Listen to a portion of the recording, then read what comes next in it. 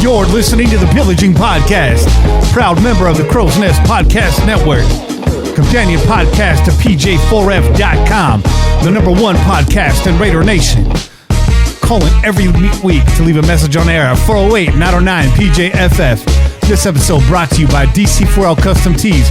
Check them out at DC4LCustomTees.com. It's time to pillage another podcast. I'm your host, Kenny Stapler. Joined this week, special guest, Bobby Wasabi. But Che, what's cracking? Oh, man, you already know. It's Chela's time. And we already cracked this Chela, so we got to get that, that good sound effect. I'm going to top my glass off here. Oh, yeah. Bobby's sipping on some, too. Had to share this one. So this here, we got this North Coast Brewing Brother Thelonious. Represent. Okay, this is a Belgian style Abbey Ale. It's very classy. Yes, it is very, very, very classy. And back it up a little bit. I don't know. The lights are shining too bright up in here. This is a 9.4 ABV, by the way.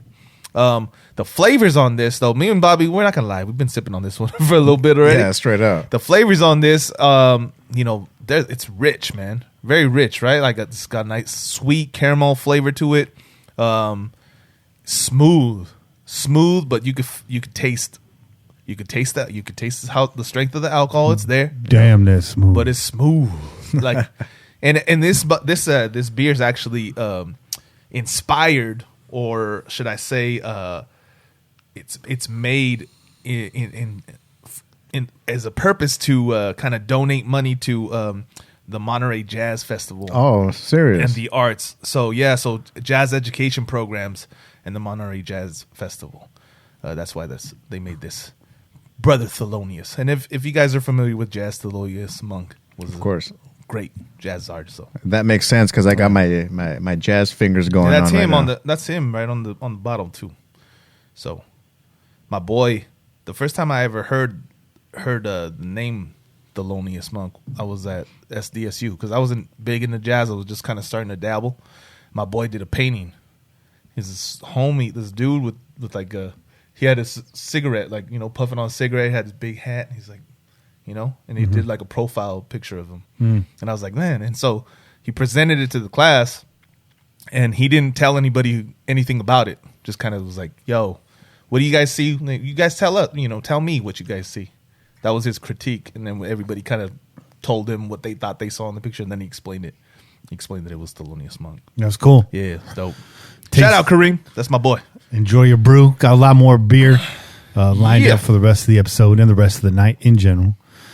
Make sure you follow us on Twitter at Pillaging Pod, at Kenny Stapler, at Che_PJ4F, at Kane MT6, at Bobby Wasabi 4080, and at CN Podnet. Tonight's guest, Ryan Hawks from the Raider Ramble. You guys know about Ryan Hawks? Yeah, man. He's got he's got a little bit of he's got his own website. I was checking it out. I was reading a little bit about when he became a Raiders fan. He picked up a little sweater here. Well, you ask him that. You can talk about that when he comes on. We can talk about that. Che's trying to do Ryan's interview for him. I'm not doing it right now. Just saying. Che, tell me about the time that Ryan became a Raider fan. Yeah, you asked, bro. You asked the question, dog.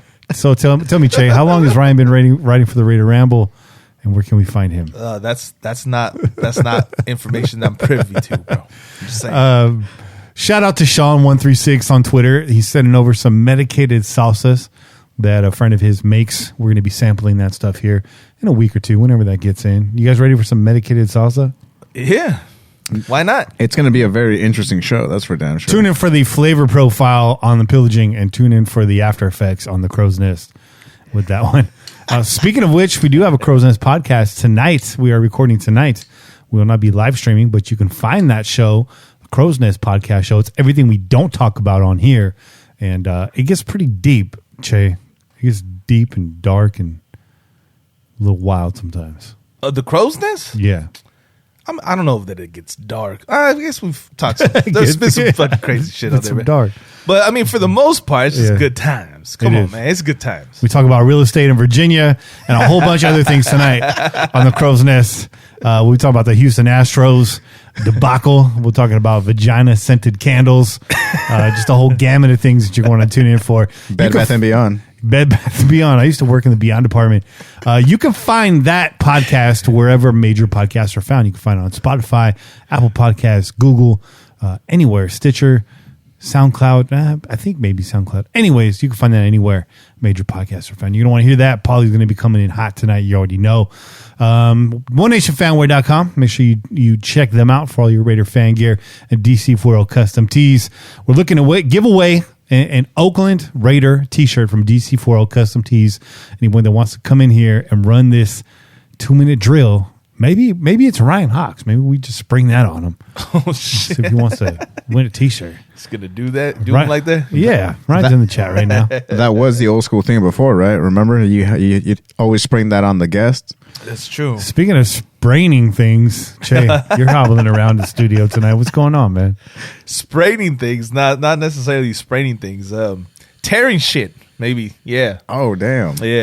Tearing shit up. Tearing shit up. That's what I thought I was doing on the court, and then I just tore my knee up. Yeah. So, yeah, man, your boy's a little hobbled, but it didn't stop him from stopping for some chelas. He's here. Yeah, Kenny had to. I was all up in Bama with the fucking crutches. So. Yeah, Kenny had to install one of those elevated seats right here to the chairs, going all the way to the crow's nest. Was it wrap around and go around the stairs? Like Gremlins. Were you driving the little scooter around Bevmo? Get the way, young buck. Watch out, young buck. No, so this is what I had to do. I was like, man, I'm not gonna be able to hold beers in my hands with these crutches. Mm-hmm. So I'm gonna have to walk up in here with a bag on my back. Jay said, "Hold my beer." So I walked in there and I was like, let me just make sure dude knows what my intentions are, because I'm not trying to get tackled with these crutches, right? So I was like, yo, what's up, dog? Listen, I'm gonna grab some beers, but as you can see, I'm a little hobbled. So is it cool if I throw the beers in my bag just to carry them up to the cash register? He's all, oh yeah, no, sure, that's cool. I was like, good. Like that's your con. That's your con, the handicap con. No one's gonna tackle the guy in crutches. I'm gonna walk in and out. It's long con. Speed out the door. But he's been doing that for a while. So he chooses a Bevmo and he goes there forever. And then just one day he just shows up with those crutches, man. Oh man, it's a slow con. It's sick. I catch him off guard, dog. It's that long con. I just That's why it's that low impact con, dog. Oh man, it's that Lorno con. Nah, yeah. So defense, bro. This is what happens to guys that play defense, man. Okay, it's true. Play defense too hard, your knees go out. Just saying, your knees go out. My shit just gave out. Chased down a loose ball, and I was just like, went this way, and I tried to go that way too, and my knee went that way. I was like, this is over. It's done. It's done, son. Damn. Your knee was already on the bench. Your knee was like, all right, I'm head out. I was like, oh, that's where it went. See, I'm surprised Shaq didn't jump out of nowhere and try to offer you some icy hot or something. That fucking patch. Just came out with that patch. He's all, whenever my knee hurts, let's start with this icy pot. So, Che's rocking the copper tights tonight. copper tights. Looks good on you, man. Looks good on you. Tonight's show, we got a big show actually for you tonight. People say, oh, it's the off season. It's enough Raiders talk for the year. No, it's not. We got a lot for you. We got some quick hits, Raiders news from the week. Of course, Raiders fire Brenton Buckner. We got to talk about that. Mike Mayock addresses the media and more. We got some NFL playoff discussion, Super Bowl predictions, and what have you, whether you want to hear that or not. Yes, we probably talk about the Super Bowl. We'll talk about that during Kane's Corner. And the Raider, this got an announcement, major announcement. The Raider GOAT bracket announcement is upon us. That's right. Yeah. It's the first ever silver and black brackets installment we're going to be doing all offseason. So what we need from you are your submissions of Raider players that deserve to be in the tournament of the greatest Raider of all time. You can submit as many names as you want to. We'll take some of the most popular names. We're going to try to load this bracket up. We're going to try to make it a big bracket so Che and I can break this down weekly through the offseason. with Bobby. Wasabi writing in here too. Shotgun.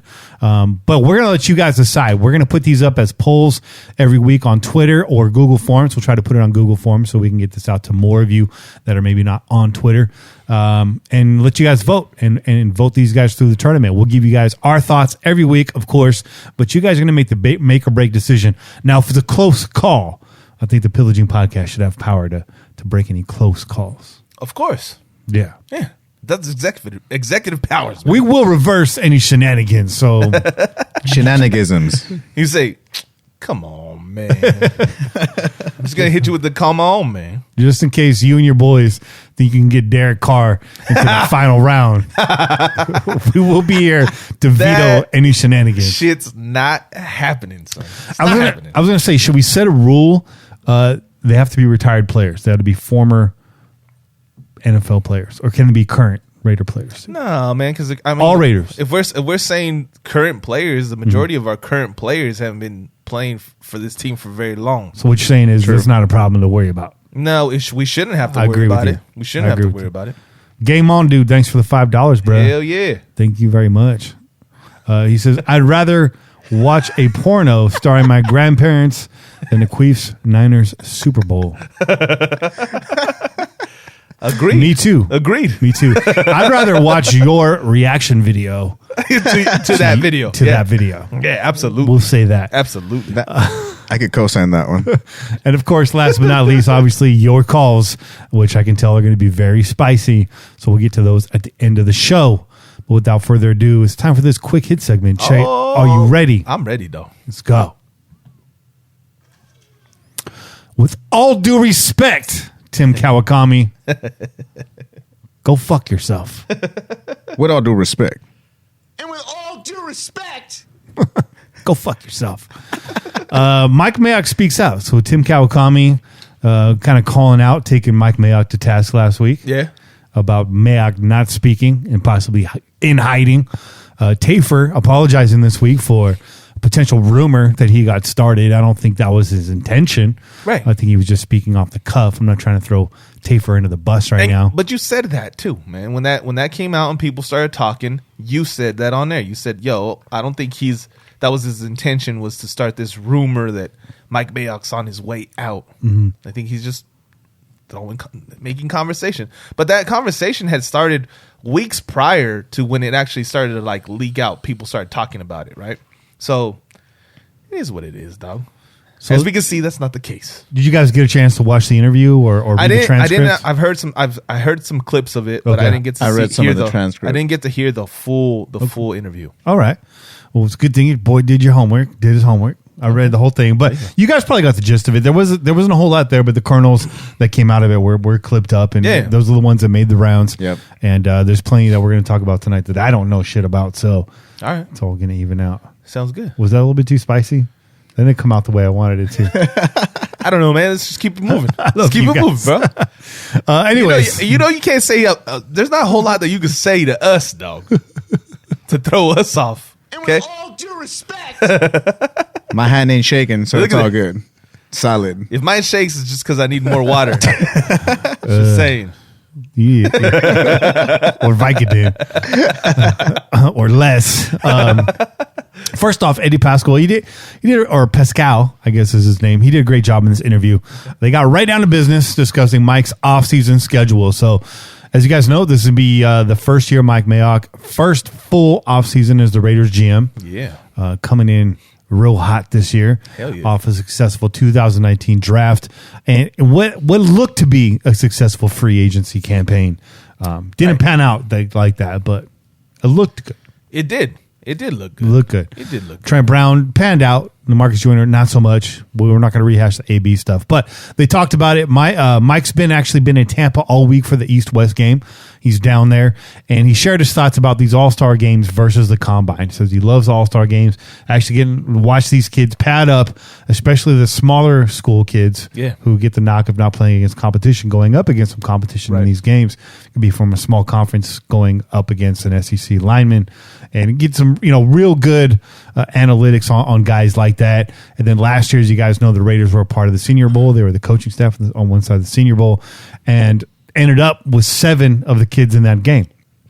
Jonathan Abram didn't even play in that game, and Mike talked about how he was on the other team, I believe, attached himself to John's hip regardless, and they just couldn't get rid of this kid, and it just stayed in their minds the whole time through the draft. So, being with those kids all week, having them wake up, being in the morning meetings, being in the chow room, and all that stuff, spending all that time getting a real good feel for them. So you get guys like Jonathan Abram, Isaiah Johnson, Foster Moreau, Hunter Renfrow, Alec Ingle, Keelan Doss, and Tavon Coney, who's practice squad.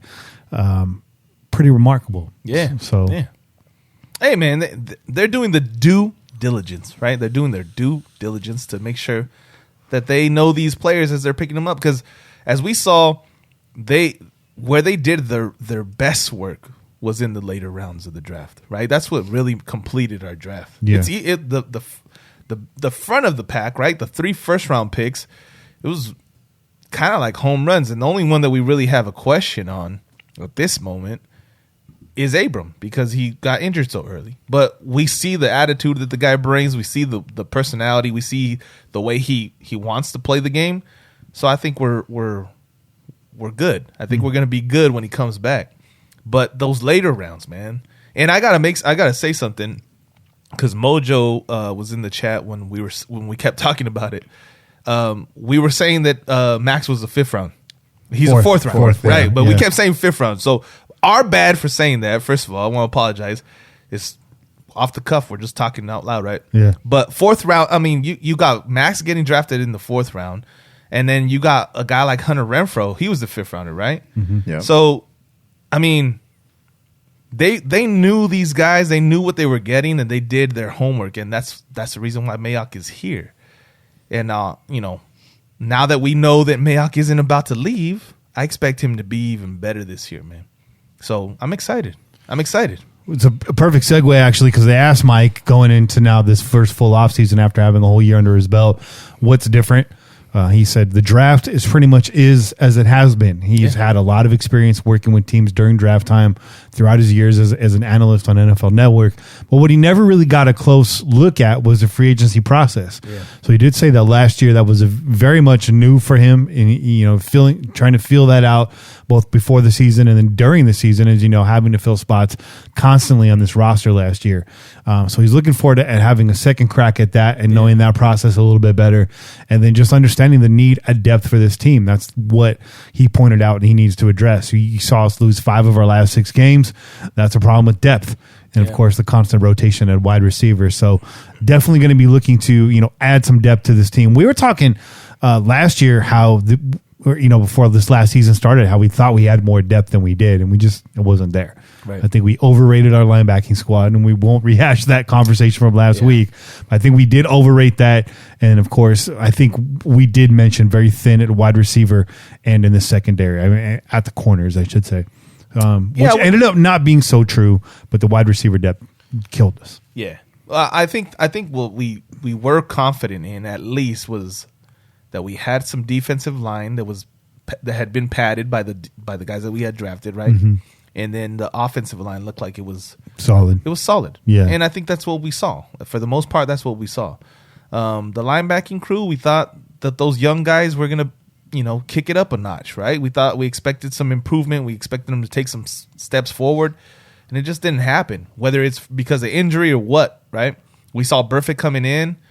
And then we saw him leave. Well, that's what I was going to say. And that affected that thought as well, right? Mm-hmm. You think you're going to have a guy that's going to keep his nose clean, right? And try to make sure that he stays on the field. And that just didn't happen.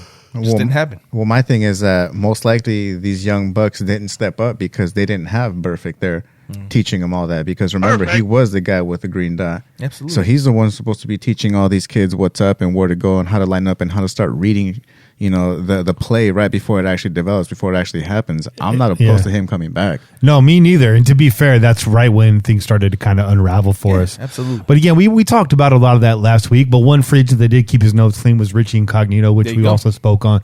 So I think overall he did a good job in free agency last year. Had things panned out the way they had been planned, a lot of those guys actually did make a difference. And you hear me harp about it every offseason that rarely it's the free agent that pushes the team over the ledge or, up into the next level. And I think Mike actually did bring in guys that could have potentially done that. Williams was doing well for us. As a compliment to AB, if he had stuck, that would have been a really nice tandem. I think we saw enough from Williams to go ahead and say that. Vontaze Burfict, again, was holding things together like Bobby pointed out up until the point he got suspended. And Trent Brown was doing his job on the right side there. And so the free agents in this squad really did make quite an impact. LaMarcus Joyner kind of probably being the biggest exception. And like we've been saying for the last couple of weeks, overall the biggest disappointment in those acquisitions. But I'm looking forward to it. If that was his first year and that was his trial run in free agency, hey, I'm looking forward to more this year. Absolutely. That was still a really good start. Yeah. All things considered. This is not NPR. He also talked about Max Crosby, finding a guy like that. If he had, lived up to his expectations or exceeded them. And as no surprise, Mike thought he exceeded them. They never thought he'd come in here and be a starter. But the guy put on, he said 10 pounds of muscle through the season, which I didn't know. That fact actually missed me. Well, you didn't see it necessarily. It's not like you saw like this gigantic change in his body type, right, throughout the season. But you could tell, at least from the way he was able to get people off of him, right? Get off of blocks, push some of these big ass offensive linemen back towards the quarterback. I saw a lot of that from Crosby. Once they finally committed to making him the guy on that other end, you saw a lot of that. You saw a lot of him, even if he wasn't getting to the quarterback, getting a sack, he was causing pressure, and a lot of times he was just driving that offensive lineman, that tackle, right back into the quarterback. So you could see that he was definitely building some strength. Yep. And I expect him to build more. I expect him to put in, like, if he put on 10 pounds, he came into the league at what? I don't know. 230, 240, something like that? I don't know. I think there was somewhere around there, like 245 or something like that, right? So if you see he put on 10 pounds, let's say he's 255, right around 260, 265 would probably be a good, spot to be at, right? Yeah. To deal with these big boys, these 300-pound offensive tackles, Yeah. And with his quickness, if he doesn't, as long as he's packing on these pounds without losing a step, right? Or his bend. Yeah, or his bend. He's He's got that bend. Yeah. He's got that bend. Yoga, Max. Yoga. Do some yoga. Bikram, bitch. Do some yoga, dog. Bikram, bitch. Well, if anything, I mean, if Colton Miller was able to put on 30 pounds from last year when he came in pretty small for an offensive lineman, and this year he actually looked like a real offensive lineman. Yeah. So you could only imagine what Mad Max is going to look like next year. That's what I'm saying. I mean, you see some of these guys, some of these other defensive linemen on other teams that, they're in their third, fourth year. You can see their bodies are starting to fill out. Their arms are a lot larger and shit. I expect that from Cleveland and from Max, because these guys, you can see that they have the work ethic. With Cleveland's size and length already, he's going to be just a juggernaut at some point. Imagine that dude putting on 10 more pounds of muscle. Yeah, he was already holding his own against some of these large offensive linemen. So, yeah, man, the sky's the limit, I think, with these two dudes. Yeah. So great job, Mike Mayock. Also, when asked about Derek Carr, because they got to ask him that question. Whereas John was a lot more, I'd say, vague, maybe non-committal sounding in his press conference, which was not his year-end press conference, but the last press conference he's had. Mike was a lot more optimistic sounding. Mike talked about Derek Carr taking significant steps in rapid progression this season, really kind of, talking more about the stat sheet, the way he looked comfortable in John's office, his ability to run that offense and make calls at the line of scrimmage, and overall, comfortness doing so. And he spoke about that, the constant turnover at the wide receiver position, having a lack of talent and weapons there. And that's really what he pointed to. So it's really a tale of two different stories when you're talking about, Mike Mayock and John Gruden right now. Who knows? Maybe John will give us a little bit more the next time he speaks out. But for right now, I guess maybe that's a controversy if you want to tease one out there. I'm sure the media will do a good job of feeding some headlines there. But let's move on. Well, hey, listen, real quick.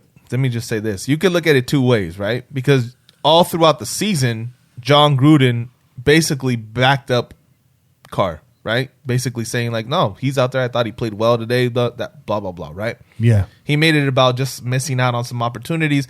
Took a lot of the blame himself. Yes. Right? He said, you know what? That's my job. I need to make sure that we're scoring points. We got to do something different. Switch it up a little bit. And as far as Mayock goes, as to the GM of this team, knowing what is available to him, right? He can't really tell you that this team is going to go somewhere else, Right. When there's no guarantee of that, right? He's got to put value into all his players. Right, exactly. So the last thing he wants to say is that, oh yeah, we're trying to move on from Derek Carr. What's he going to say that for? Yeah. Right? He's going to say, you know, I thought he took some steps. He grew in second year in the offense. And all those are true. All of those are actually true. He did, right? We can't deny that. But we can say that it wasn't enough. We can, right? We do, and we do. And we have. But he's going to stick with this guy because he knows what his job as the GM is, and if there's nothing out there that he knows for sure is gonna come and replace Derek Carr, it's the last thing he's gonna do. Why? That's the last move he's gonna make. He's like, well, I don't really want to talk about Carr. His time here is short. And we're really looking for any and all possibilities Right? to get him off Come this on, football man. team. No. Next question. What Mike's going to do is he's going to pay compliment to his quarterback. He's going to try to encourage him to work and do better next season, right? But he's going to be looking to see what's actually out there. And he said that. He's like, with every position on this team, I'm always going to my job is to always look to improve the position. If it's not there, if I can't improve the position, then I'm not going to, right? And so right now, he doesn't have a whole lot to work with. There's not any guarantees. Why make mention of a quarterback being on the outs with you if you don't have a guaranteed piece there? It's true. It's not going to happen. It's true. Yeah. Doesn't mean he's not working on it. That is true. Right. Just say it. So a lot there for Raider Nation to chew on. So Mike Mayock finally does speak out. I hope you like that, Tim Kawakami. I all due respect you. I all due respect you. Easy there, Rich Eisel. Do you hear that? That's the sound of Tim Kawakami blocking me right now on Twitter. I'm not blocked by him, but I don't interact with him either. All right, let's move it forward. Rod Marinelli gets released after the Great Purge in Dallas. Finds a new home with the Raiders while Brenton Buckner is shown the door. Man. Did this hurt you guys as much as it hurt me? Yeah, hell yeah, dog. I immediately jumped in our group chat and I was like, man, did that shit really just happen? Did we just fire the one coach on this team that I was like, that motherfucker's dope. I like that dude. I was so happy with that dude, man. And then to see him gone after one season, Yeah. I thought he made a lot of improvement. And I was on you know, as probably everybody else was on Twitter watching the comments, and you had people saying like, "Oh, I didn't see much of an improvement. 30 something sacks isn't that much, blah blah blah." But it's a lot compared to what we did last season, dog. And you can see more so for me, the most important part is that your players are buying into a coach. And what I saw from the little bit that we got to see on Hard Knocks and what we started seeing throughout the season is that this defensive line group was a very tight-knit group, and the coach, their defensive line coach, was the head of that group, right? So I think he was doing what we wanted to, and now we don't get to see what kind of improvements he could make going into the second season with these guys. Yeah. That to me is the disappointing part. Yeah. Because if he was able to make that much of a difference with this team, and yes, we added players. So yes, we got better just in terms of personnel. But I think there's a lot to be said about the way he talked to these guys, the way that he enforced the idea like, yo, this is not a guarantee. Like, your position here, your job here with this team is not a guarantee. So don't go out there and waste plays. Don't go out there and like not use what we're fucking talking about out here. You know, we're talking about these moves, but I see you guys going out there, you're playing soft. He did that during preseason. You saw that a lot. He kept getting on people's asses about, what are you doing out there? I'm not seeing it. You're not doing enough. You could be gone tomorrow. Yeah. He kept saying that. He reiterated that to a lot of these guys. Doesn't matter that you're drafted. It doesn't matter that we picked you up from free agency or whatever. You saw give old homeboy every opportunity. Yeah. And every way to try to fire him up. Yeah. Gone. Well, he gone, son. See, what's funny about the Hard Knocks is that a lot of people say, oh, it was fake. Everybody was just putting it up for the camera, this and that. Coach Buck was the only one that you actually saw was a true guy. Yeah. Like his emotions, his actions. Yeah. He reminded me of that old school high school coach that basically looked out for you. Yeah. That defensive lineman coach that just basically said, because I played D-line as well when I was in high school. Yeah. And I had that coach. This big motherfucker over here. Hey, 300 pounds. I used to be 6'6". I used to be like 220, bro. All right, I was fat, right, bro? Fatima. I was Fatiman, bro. But we had this coach during the summer, man, that we be dying out there during double days, and he makes sure that we actually were well, hydrated. He even had like the oranges out there too, so that we can have some sort of, like energy, right. Those electrolytes and all that. And there you go. That's what he reminded me of. He reminded me of that coach that actually cared enough to tell you that, look at you, you ain't shit. Back when coaches were coaches. Back when coaches would beat your dad's ass in front of you just to get you motivated. This is why you're so soft, Timmy. Don't pay attention to this motherfucker. No, it definitely hurt seeing Coach Buck be shown the door. But and you know what? I got to say another thing about it, dude. The way he handled it, he was really gracious about it too, man. Like he was there. He didn't show no signs of like being upset or anything like that. He's like, yo, I'm thankful for the opportunity that I got. And that tells me like, this is a guy somehow, some way we got to bring this guy back, dude. Mm-hmm. Like really. They also mentioned that he grew up a Raider fan. Yeah, he did. So that's even more so of a reason why it's kind of painful to see him go, man. Tough to see. You got some great position coaches on this team, and it shows off in the camaraderie in the personnel. Like you said, you saw that defensive line really working together as a team, even on the sideline, hanging out with each other the way they were. Same thing with his running back crew. Same thing with his tight end crew. Yeah. I forget the tight end coach's name, but he was on Hard Knocks too, featured pretty prominently. But those tight ends, they get up for each other, man. They love each other. Absolutely. This offensive line the same way. So it makes a lot when each little faction on your team, every little squad has their own squad within it, because it makes the overall, it's the Voltron effect, man. Yeah. And when it comes together, it's strong. But I don't like to move right now, but Marinelli's done well in every stint that he's had. And Ryan Hawks wrote a piece on it this week. So when he comes on, we'll talk about that a little bit more. But, Rob Marinelli, 70 years old. Shorty was saying he's going to be in that dude's grandparents' porno. The third man. He's going to show up. He's going to be delivering the pizza there. He's going to be the guy that's delivering pizza, didn't know what was going on, but he's like, I guess. In the business, that's what we call a two-hander. In the business. I know what business you speak of, dog. I don't know what business. The business. I wasn't always into podcasting. All right. Kenny used to do his own porno podcast. It was a live action porno. I did do a lot of features. All of them were filmed for IMAX, so you may not have seen them. Full on documentaries. Yeah. Coming to a planetarium near you. Oh man. Next. Tom Flores snubbed for the Hall of Fame this year. We kind of had this news while we got on the air last week. Yeah. It's sad to see, man. And Cliff Branch has to be a shoo-in this year, but this is a fucked up pattern that we're starting to see develop here. I'm not going to call it a pattern yet, but we have what could potentially be two posthumous inductions. It's already well, there you and go. Tom Flores, I mean, God bless. Hopefully nothing happens, but I mean, we're not getting any younger here, folks. Well, Tom Flores is what, 80 years old? 84, I think. 84 years old? Yeah, he's up there, man. I mean, you really hope that that's not going to be the case, man. As Raider fans, look, we got to see. Listen, man. Here's my big issue. We talked about it a little bit last week, and we were laughing about Jimmy Johnson's reaction to when he got inducted and stuff, right?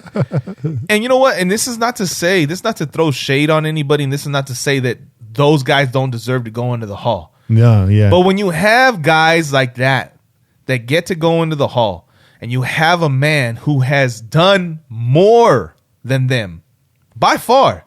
Okay, Jimmy Johnson, what do you have? 1 Super Bowl? 2 Super Bowls? I think 2. 2 Super Bowls. Bill Cowher, 2 Super Bowls, right? Mm-hmm. None of those guys got Super Bowls as players. No. None of those guys got Super Bowls as assistant coaches. No. Tom Flores did. Yeah. Okay, so how are you going to tell me that those guys were more deserving than Tom Flores? And none of those guys helped break down racial borders in the NFL exactly. either. The first Hispanic quarterback to play, and the first Hispanic to win a Super Bowl as a player, as a coach. Come on, man, the fuck out of here! What can you tell me that's going to convince me that any of those guys are more deserving than this man?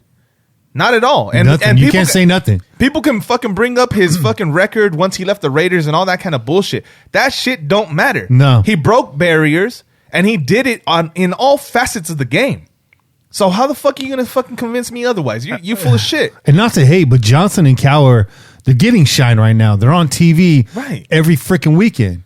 So let them ride their spotlight, and let's give some respect to a man that deserves it more than them, doesn't get enough spotlight, and that's personal decisions.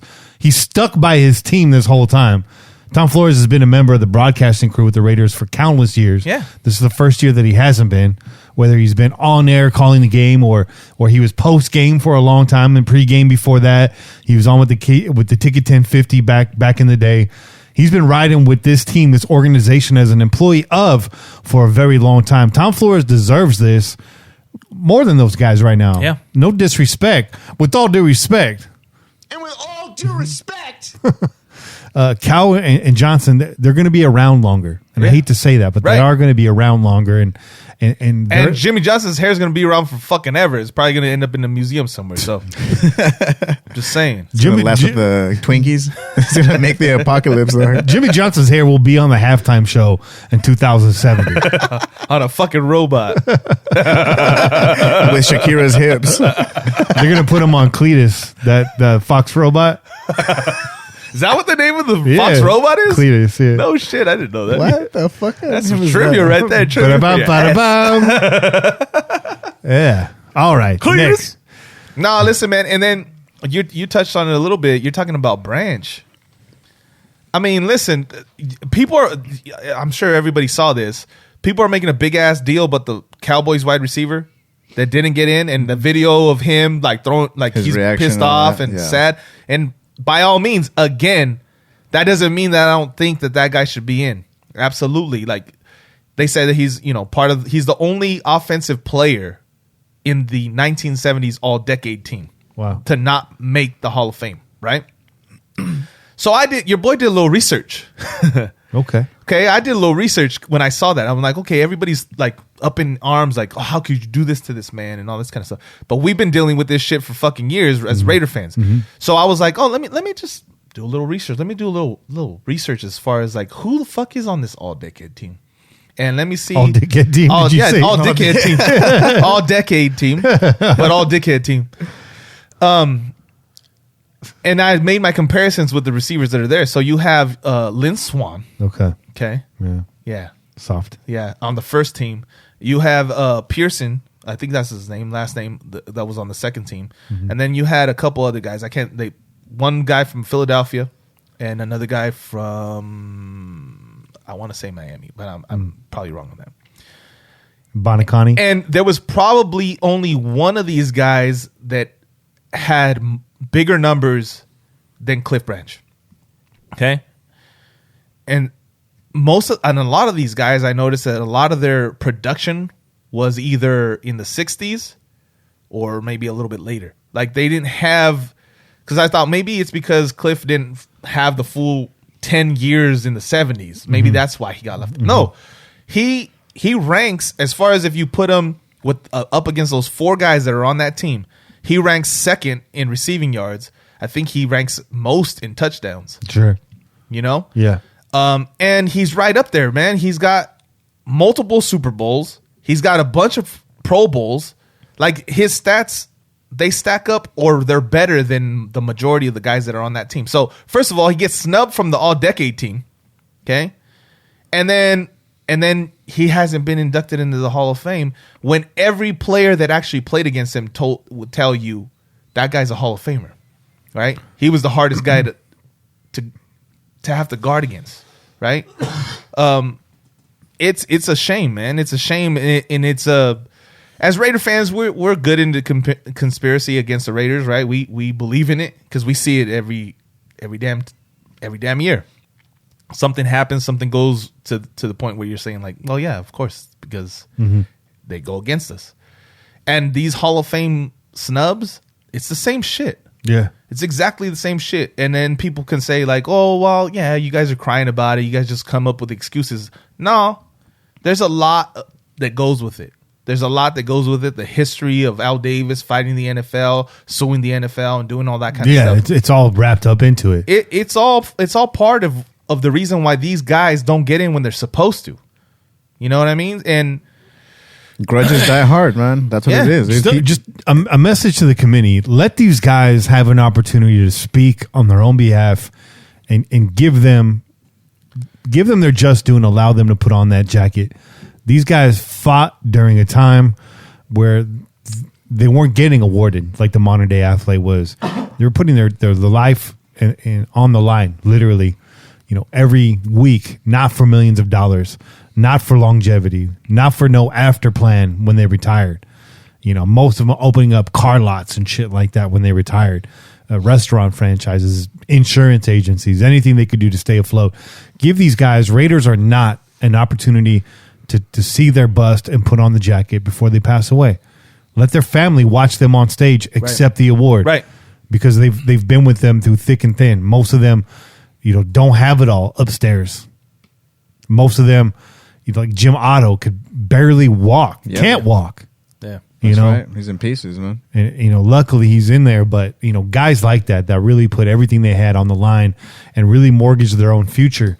And the NFL is just going to turn their back on them like that. Tom Flores not getting in this year, an absolute travesty. Cowher and Johnson, they have some time. You can get them in. They deserve it, like we said. But man, Tom Flores did it all. He did it for Raider Nation, and he did it for his people, man. In professional sports during a time where that was something that was brand new, and it's disgusting. Yeah, absolutely, man.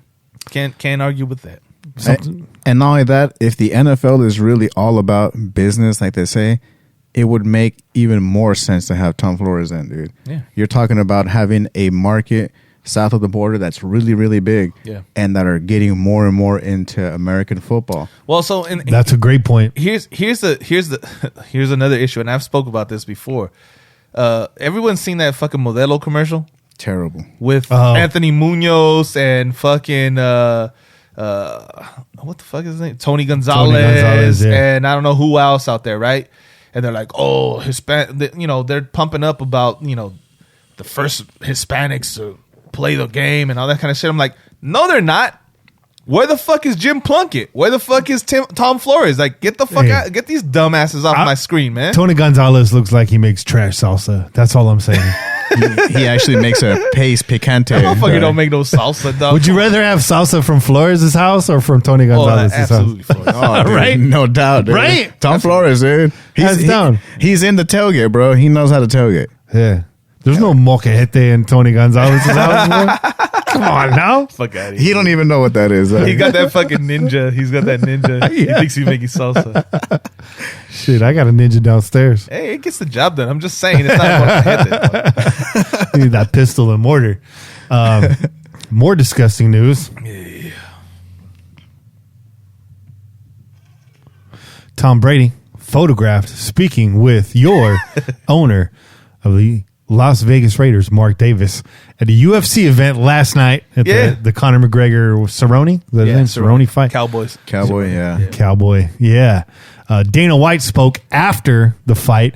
Said, if that dude's not playing for Boston, he's playing here. So I don't know. Apparently he's a really close friend of his. Yeah. And he is a fucking Pats fan too. So he's Dana White's from New England or from Boston. Okay. He's from Boston. Yeah. So he's a Pats fan. Okay. And he's a really close friend, I guess. At least that's how they said it. He's a really close friend of Tom Brady's. And he just acknowledged that it does have legs. Like, people asked him, like, do you see Tom Brady coming to Vegas? He's like, it definitely has legs. That's definitely a real possibility. So y'all scoffed at me when I brought this up as a possibility a couple weeks ago. Yeah. But it's time to revisit this maybe once again for a few minutes here. Yeah. Tom Brady, word on the street, I'm not going to tell you where I heard this from, but word on the street is Tom's moving out of New England. Yeah. And he's got his personal trainer out there in Vegas looking at property. Understand that Tom Brady does train in the offseason in Los Angeles. There are many athletes that do train in Las Vegas. Could be a coincidence. Las Vegas is the entertainment capital of the world, as it's billed as. Tom Brady will make his career as some sort of an entertainer after football is over. He's gonna have a one-man show. He's got too much of a face not to be. Whether it's him and Giselle up in fucking MGM. I mean, whether it's TV or whether it's broadcast, Tom Brady's gonna. He's gonna have his face out there. And man, if you got dumbasses like if you have fucking who came out of retirement for the Cowboys, tight end. Oh yeah. Oh, why am I blanking? Yeah, he went and he did, they gave him a job as an announcer. He sucked, bro. Yeah. He sucked. That's why he came out of retirement. He's like, man, I'm not good at this at all. Let me go try to play football again. No shit. I didn't know that. Yeah, dude. Witten. Yeah. Oh, okay, yeah. Yeah, dude. That guy was horrible. Yeah. So if a guy like that can do, get on, and he's, who is he in comparison to a guy like Tom Brady? Yeah, of course Tom Brady's going to get a fucking job as an announcer. If he wants it, he's got it. Well, maybe Tom Brady's going to, be working the Bellagio, dude, with Tom Jones or something. Like. It's not unusual. Yeah, the other half of that rumor was that John flew out to Vegas last night and had dinner with Mark and Tom. So that's just some rumor mill stuff. I'm not going to say where that came from, and I'm not going to say that it's solid gold, but it is out there floating in the wind and highly possible.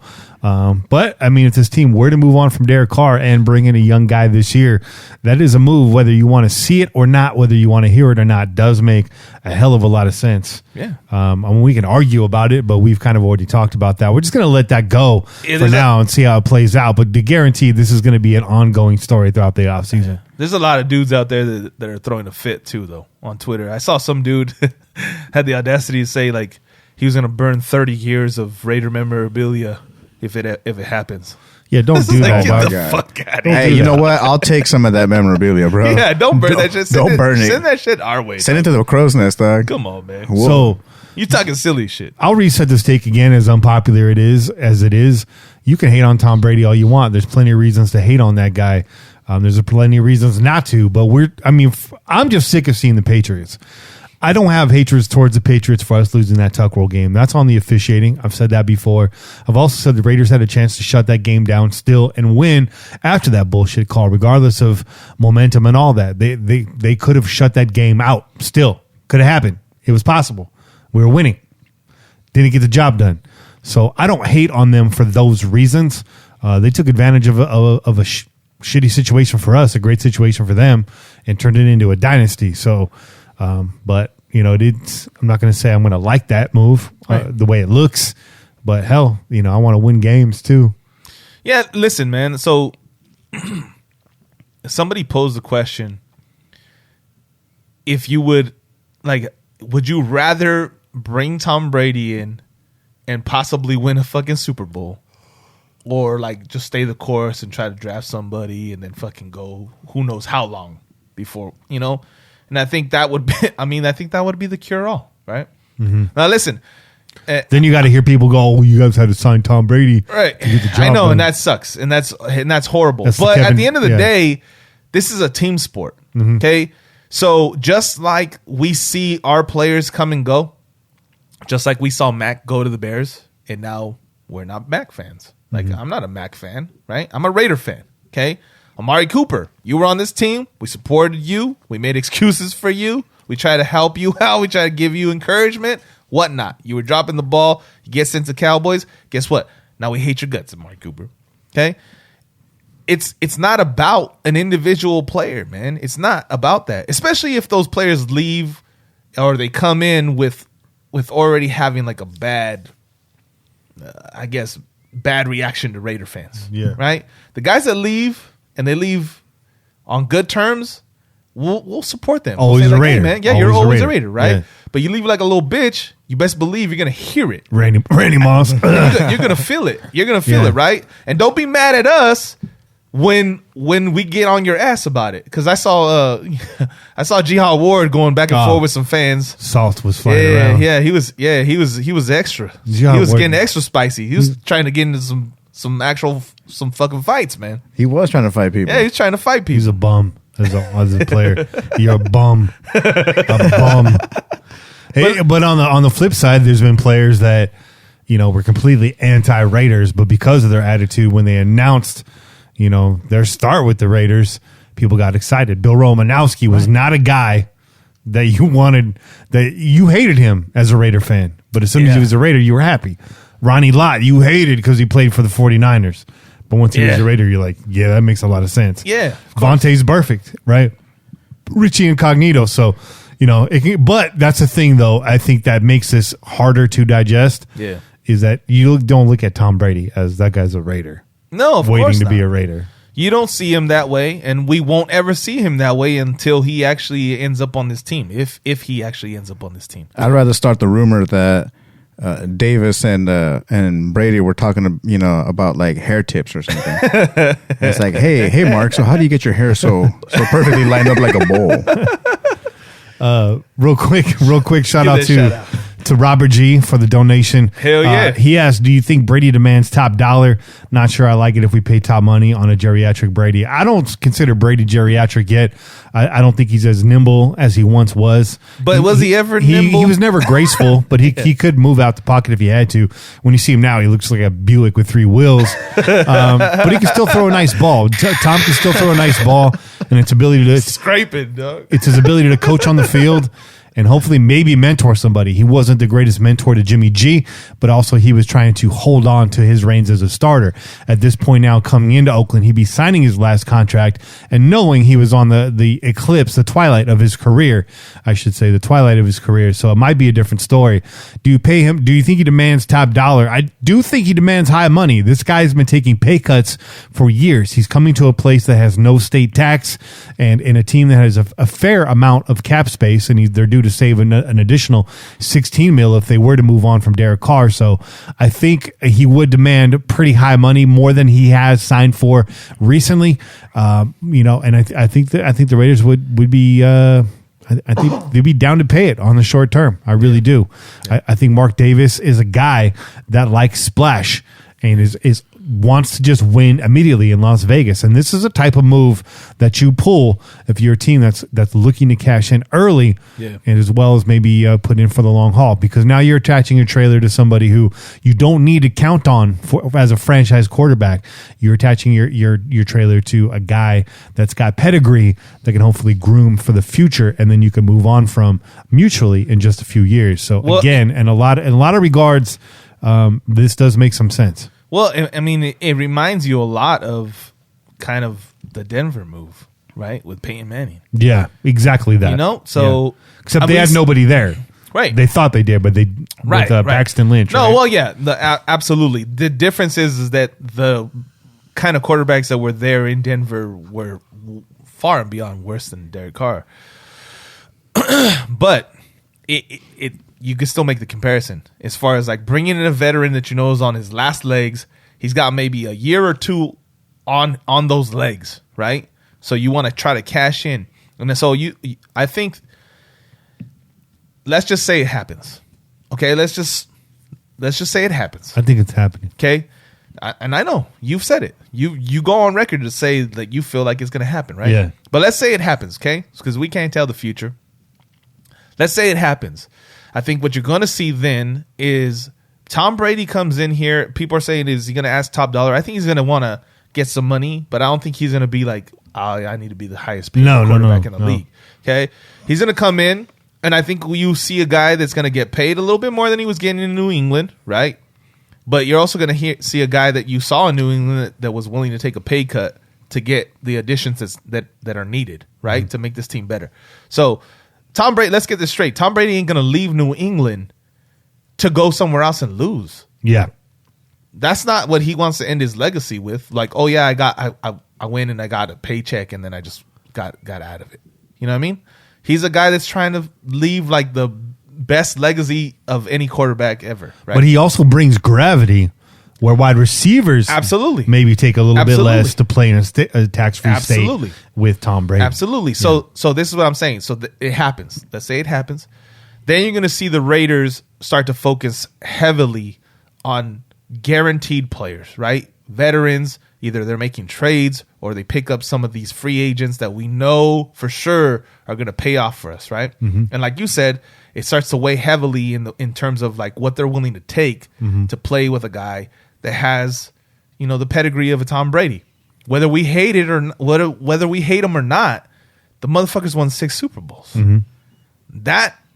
That's all a lot of people need. Yeah. You know what I mean? Yeah. There's a lot of people that are willing to say, like, I'll fucking give up a year and play for cheap, play on the cheap if it means that I'm going to get a ring. Mm-hmm. Right?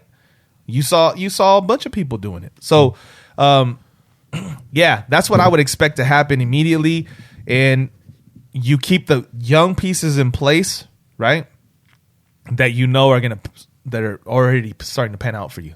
Mm-hmm. But some of these other guys that have been on the bubble that are questionable, that we're still not sure about, you're going to see those motherfuckers disappear real fast. Mm-hmm.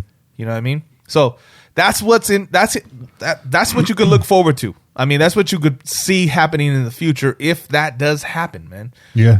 And then if you do get a Tom Brady, like you said, you end up drafting a quarterback, right? You end up trying to draft a young quarterback to school him up behind a guy like Tom Brady. And then we don't know what happens to Derek Carr. Derek Carr is more than likely gone. Yeah, that would be exciting, right? Watching Brady and Carr compete for a starting position.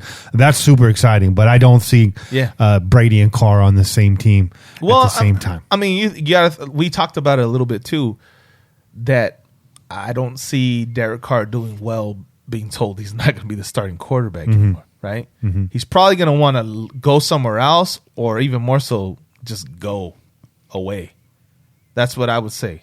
If somebody comes in, if they bring in another quarterback, if you bring in Tom Brady, the expectation is that he's probably going to start. Yeah. Oh, yeah. Yeah.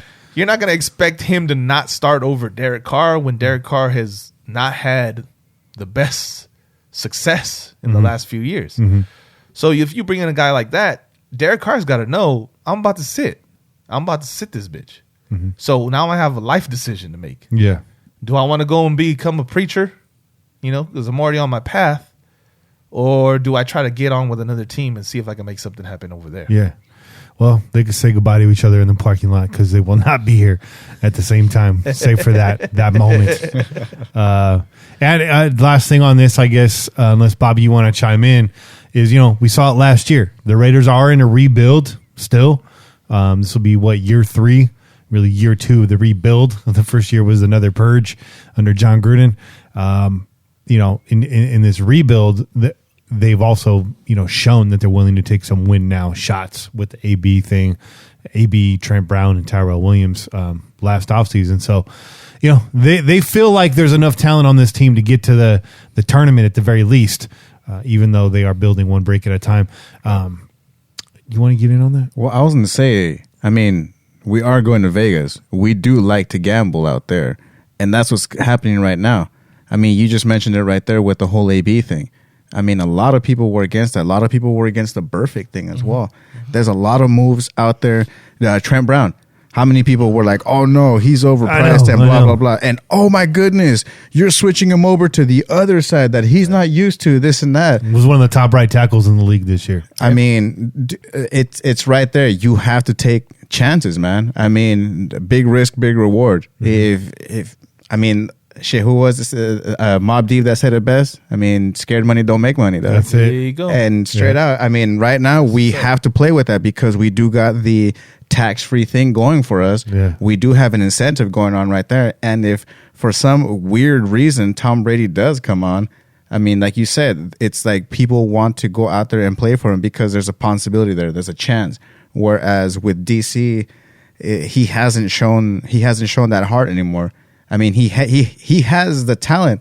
He can do it. He proved it at that last game, but it's not there no more, man. Yeah. He just doesn't have that heart no more. It's a mindset, man. I wouldn't say heart, because heart, as far as heart goes, DC will play through injury. We've seen him play through injury. We see him take a hit. He gets back up. He'll play through it. Whatever. It's a mentality. There's something that makes him not see plays all the way through sometimes. Yeah, Let me just say that. On a play-to-play basis. Yeah. Down the home stretch with the back against the wall, hey, I'll take him in the clutch. But is he playing like that in the second quarter on second down with 7 yards to go? Would seem like a routine play. Are you treating every play like it's the last play in the game? Right. And we don't see that. But we've had that discussion. Let's not go down that rabbit hole. Real quick, though, did we give a shout-out to 3 Rings? That's what I wanted to get to. Shout out to 3 Ring Raiders. Again, thank you for the donation. You guys are being very generous tonight. He says he misses the Crow's Nest podcast. We have a Crow's Nest podcast tonight. Miss us no more, son. Miss us no more. We will. And the Crow's Nest podcast, eventually, once all of our schedules settle down here at some point, I'm not going to promise you anytime soon, but we'll have a live video stream for that too. Oh, yeah. Hey, one more thing. Hardcore wanted to find out if for some weird reason Brady does come to the Raiders and they do win a Super Bowl, is him and Mark Davis going to make out like Robert Kraft? Yes. and will Vegas take those parlay bets? Oh, yeah, that would be. That's my thing, dude. They say, if Tom Brady wins a Super Bowl, will he kiss Mark Davis on the lips? How long? What's the bet? What's the over under? The parlay, dude. How many seconds? Prop bet. How many seconds? I'm gonna say no. I'm gonna say no. Where's Adam Sandler, Doug? But Tom Brady's got to sit in the same room and watch Mark Davis get a lap dance. Let me just say real this. Awkward. Oh, man. They never break eye contact. I gotta say this though, man. If Tom Brady comes here, say that, and he was to win a Super Bowl, and then he did kiss Mark Davis in the lips, that motherfucker deserves a bonus. Who, Mark Davis? No, Tom Brady, man. How you gonna look that man in the face and give him a kiss, dog? Come on, bro. I quit this podcast. Come on, bro. Podcast is fucking canceled. That motherfucker deserves a bonus, dog. Shit, that's the scariest thing you've ever kissed in your life. Yeah, Mark Davis would definitely be batting out of his league if Tom Brady kissed him. Well, it'd be like Mark Davis. Mark Davis is gonna have dreams, bro. He's gonna have he's gonna be in the clouds that night. He'd be dreaming of Giselle, bro. I can't believe this has happened. Can't wait to tell all my friends. All right, fucking. Before we move forward, we're getting into Crow's Nest podcast territory.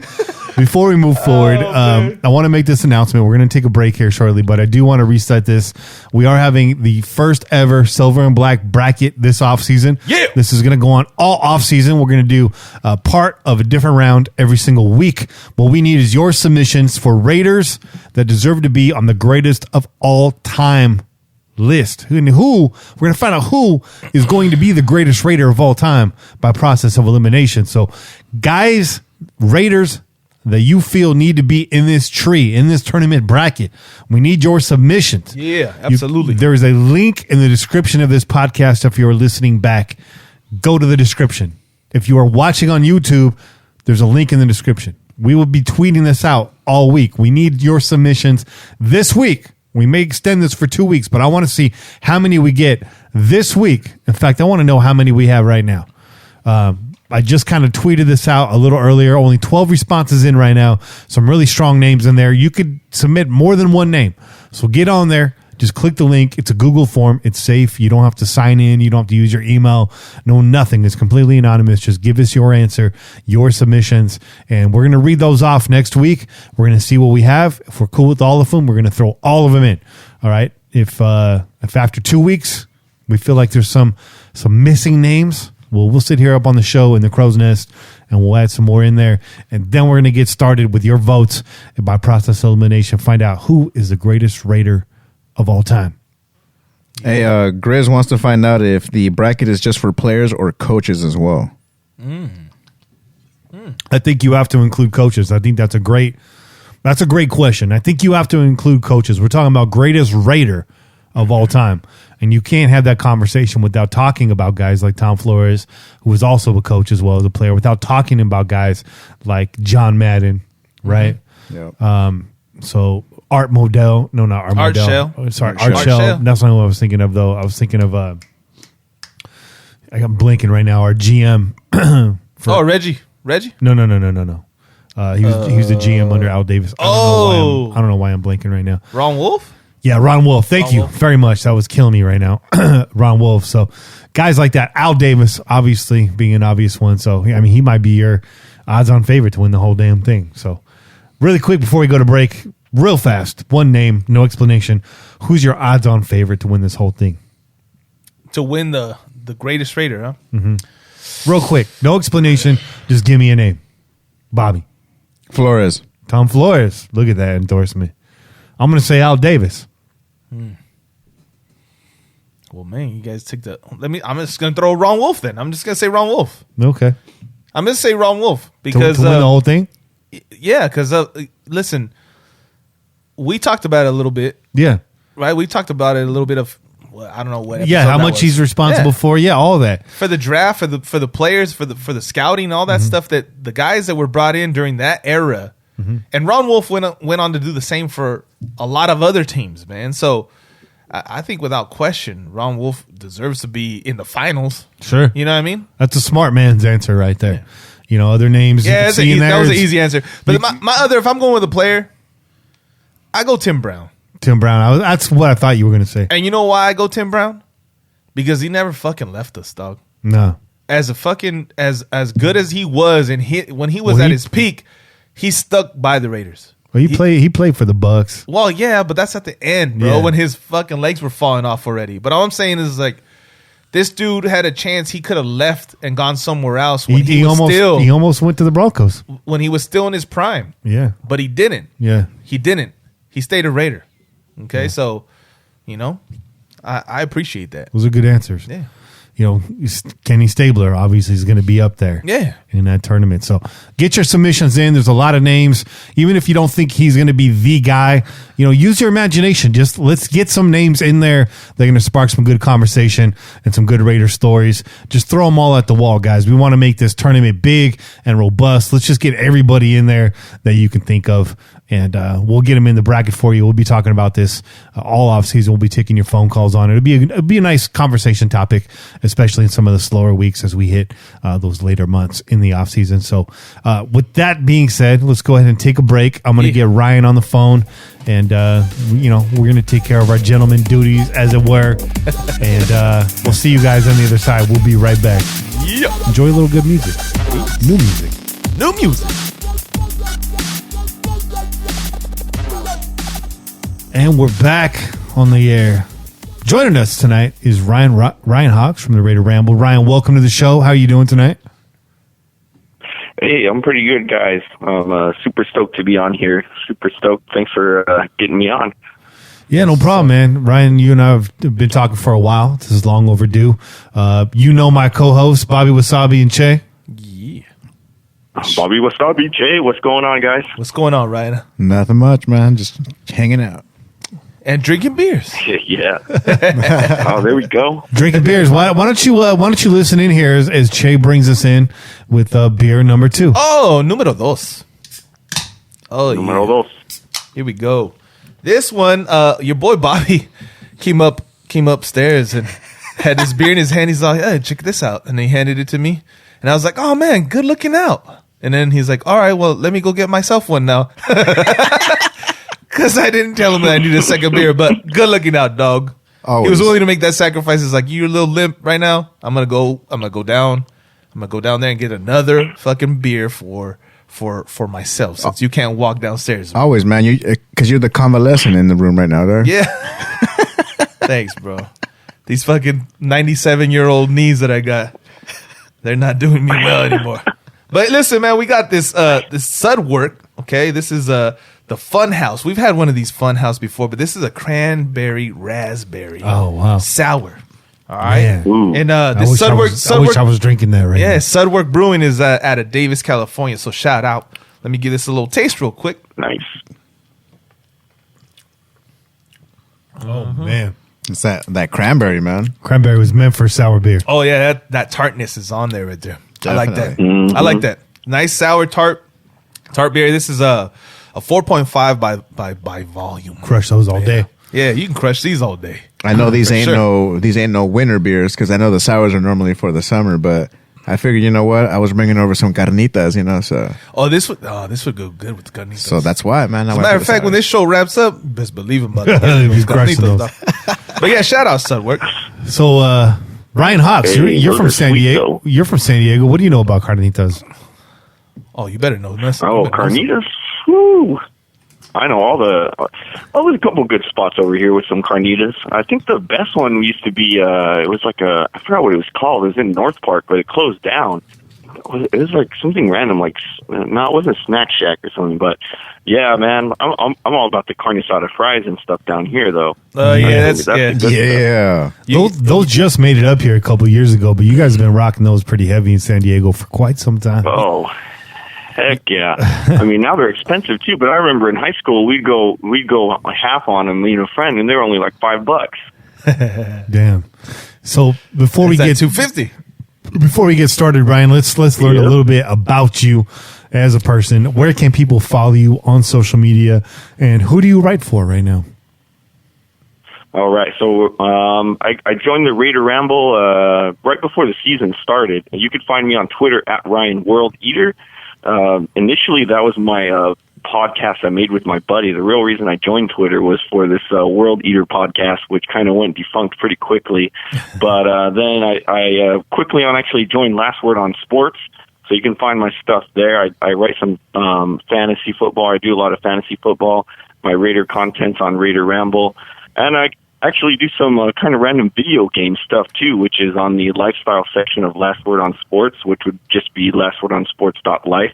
I'm the managing editor over there, so trying to kind of build that up. That's kind of the kind of stepchild of Last Word on Sports, so it's kind of smaller, but yeah, check out all that stuff over there. Man, you're a busy guy right now. So you're a gamer. I've been playing. I've been playing a game myself pretty heavy lately. But I want to know, before we get into this football stuff, let's keep it light. What's your desert island video game? If you somehow had electrical connection on a desert island with a game console and a television and a Wi-Fi connection, what would be your go-to game? Your one game you could play over and over again. Ooh. Okay, now my question is, am I going to get some cell phone, signal out there? Sure. Sure, why not? Okay, because I play this mobile game, Final Fantasy Brave Exvius. I've been playing that for about over 3 years, 3.5 years actually, and that's pretty much in the little bit of free time I have to traveling and stuff. Final Fantasy Brave Exvius would probably be the game I got to go with on this one. All right. Just mobile, give me a phone charger, and I'm good to go. Sounds good. Packing light for the desert island. Plug that shit into a palm tree. A fucking coconut. Yeah. Hey, if the dog can make a radio out of coconuts, I'm pretty sure you can make a charger. He's gonna have a fucking some solar panels, some coconuts. Yeah, I'll find something. Actually, in high school, a science project, I made a freaking battery out of a potato once. Right. I remember that. I was like, what the hell? We'll give you a light bulb. We give you some tin foil, some algae, and see if you can get the job done. Yeah. Ryan Hawks, make it happen. what's the worst game you've ever played? Worst game ever? Oh, man, the worst game I ever played? Oh, that's a tough one. I play some bad games out there. I gotta say, E.T. for Atari. Oh, the worst game I ever played. Well, that goes down as the worst game of all time. that goes down as the worst. I was game there of all for time. it. It was the worst game of all time. You bought it? There was a I didn't play that one, luckily. There's a pretty bad Superman game I remember playing for, I think it was either a Super Nintendo or Sega Genesis. That was the worst. It was terrible. That was the worst. The theme song from that game still triggers me. All right. That's a good entry. I'd play fucking Pong over that. Hey, yeah. Pong's a good game, bro. It's the one that started it all. It's a good Strategy. game. Yeah. We'll whip your ass at Pong. Get out of here. Bring it on combat. I got you, bro. If disappearing tanks, fuck out of here. I'll fucking kick your ass. Anything 8 bits or less, You get my beer. You're getting the old school fucking 1980s fucking shit talk right now. Let's go, bro. I'll kick your ass, bro. Ooh, okay. I'll kick your ass at Circus Atari, bro. All right, so this week you wrote an article on the Rod Marinelli situation here in Oakland, the Buckner firing. Nobody here in the studio likes to see Buckner walk. He was a fan favorite, really endeared people during Hard Knocks this last season. You saw him on the sideline, very fired up. The defensive line really seemed to buy into Buckner. He's gone. Marinelli is in. Talk us off the ledge, Ryan. Why do we need to be excited about this move, and what could this mean long term for the Raiders? Well, full disclosure first, I didn't write the Marinelli one. I think, was that Carlos Sanchez or was it another of our? I think we got like 3 Ryans over here at the Raider Ramble. So it could have been, no, I don't know, Lurid Raider. That's what I'm seeing wrote that one. Okay, my bad. What's that? I said my bad. I had that as you for some reason, but I must have been reading too quickly. Yeah. Hey, no worries. But, I mean, Buckner, I don't know. I think the way it was with us, he was an above average coach. We saw him on Hard Knocks. We kind of got attached, like you guys were kind of saying earlier.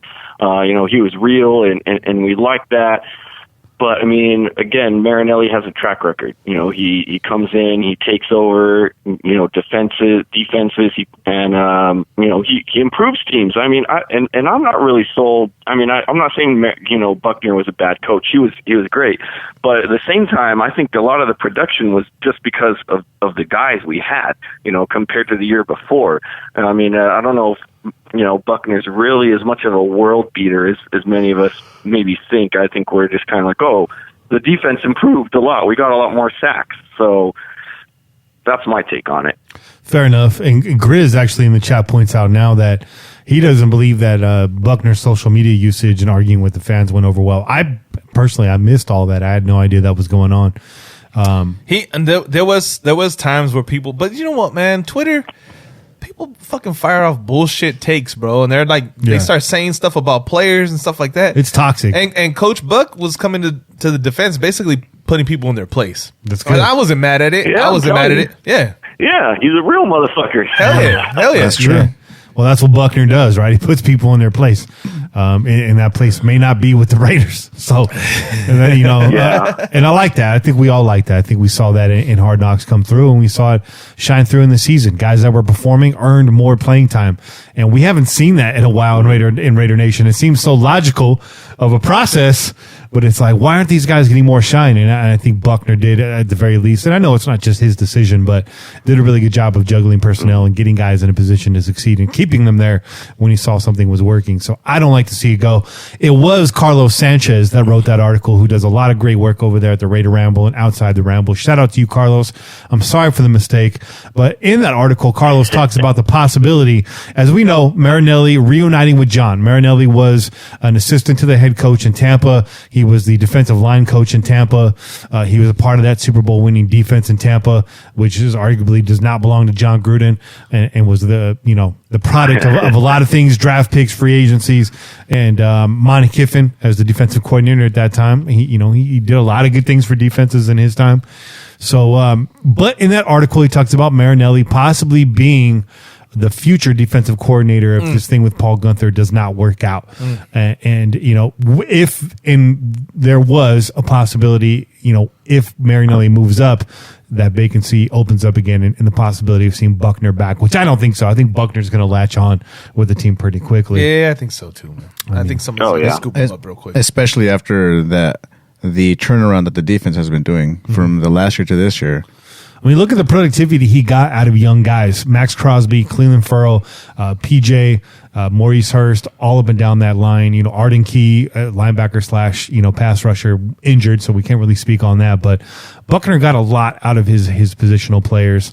A guy like Hankins comes in, they plug him right in. He gets re-signed. He earns himself, extended time with the Raiders. So, it's tough to see because you see a lot of productivity out of a lot of youth, and you saw development towards the end of the season. You saw everybody not only play well, but get better as it went on. So Buckner did his damn thing while he was here. Now you got a 70-year-old Rod Marinelli. You have to imagine that when John was sitting at home thinking about, if I ever get a chance to coach again, this is my dream squad. And we know Gunther was on that list. He spoke on it. I think he was probably top of that list. Marinelli had to be on that list as well. And this was probably a move that was going to come, when the opportunity presented itself. Yeah.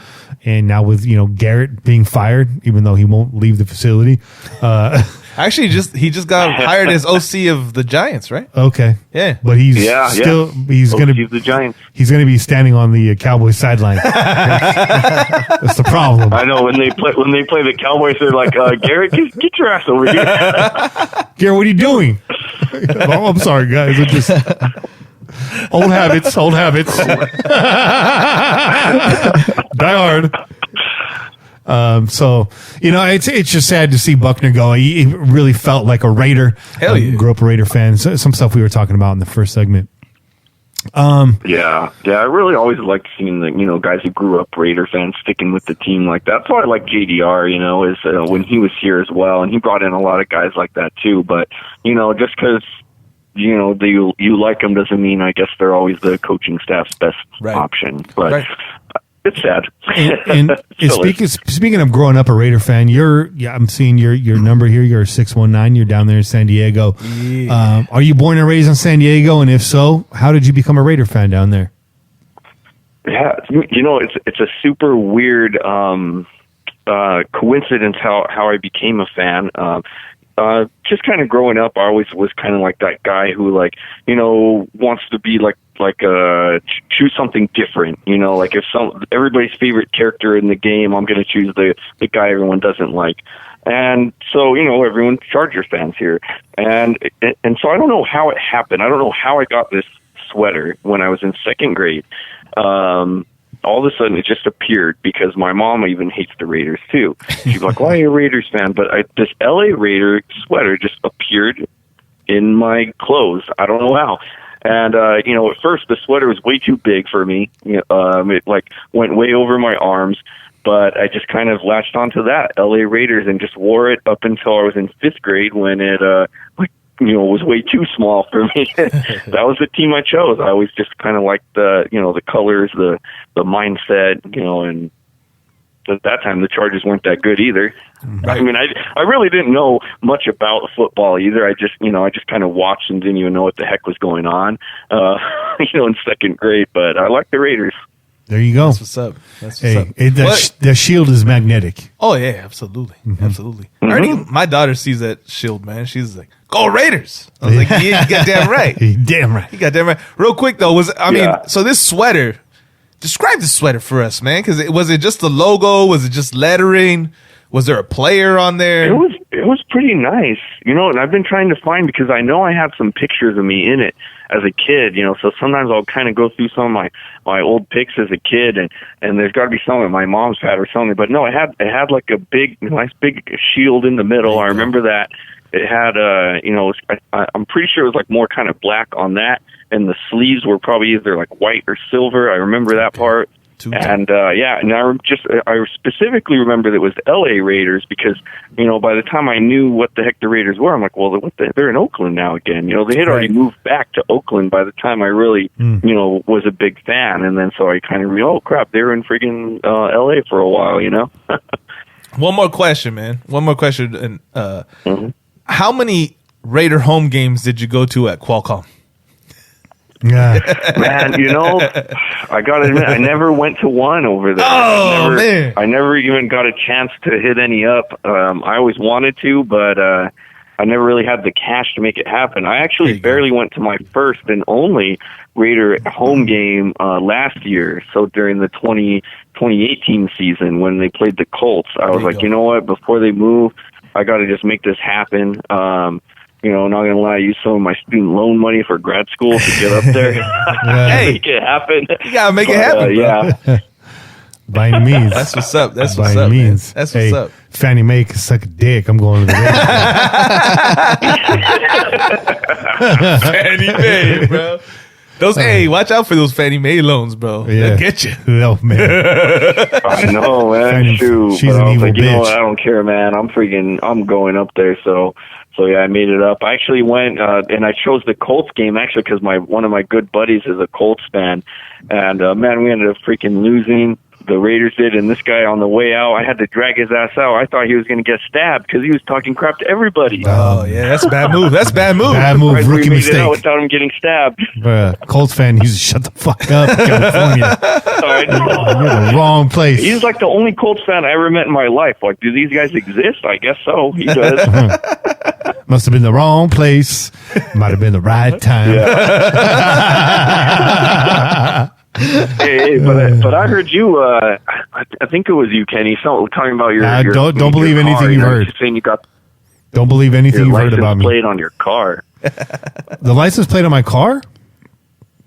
Didn't you? Who's the one who said you show off your Raider, your Raider stuff on your car? You got maybe the license plate cover or something like that. No. Oh, no. I got the license plate, the little, the vanity plate with the Raiders on there, and I got the Chucky hanging in the fucking in the mirror. Yeah. That that was you. Yeah, that Chucky fucking air freshener. Well, I had mine.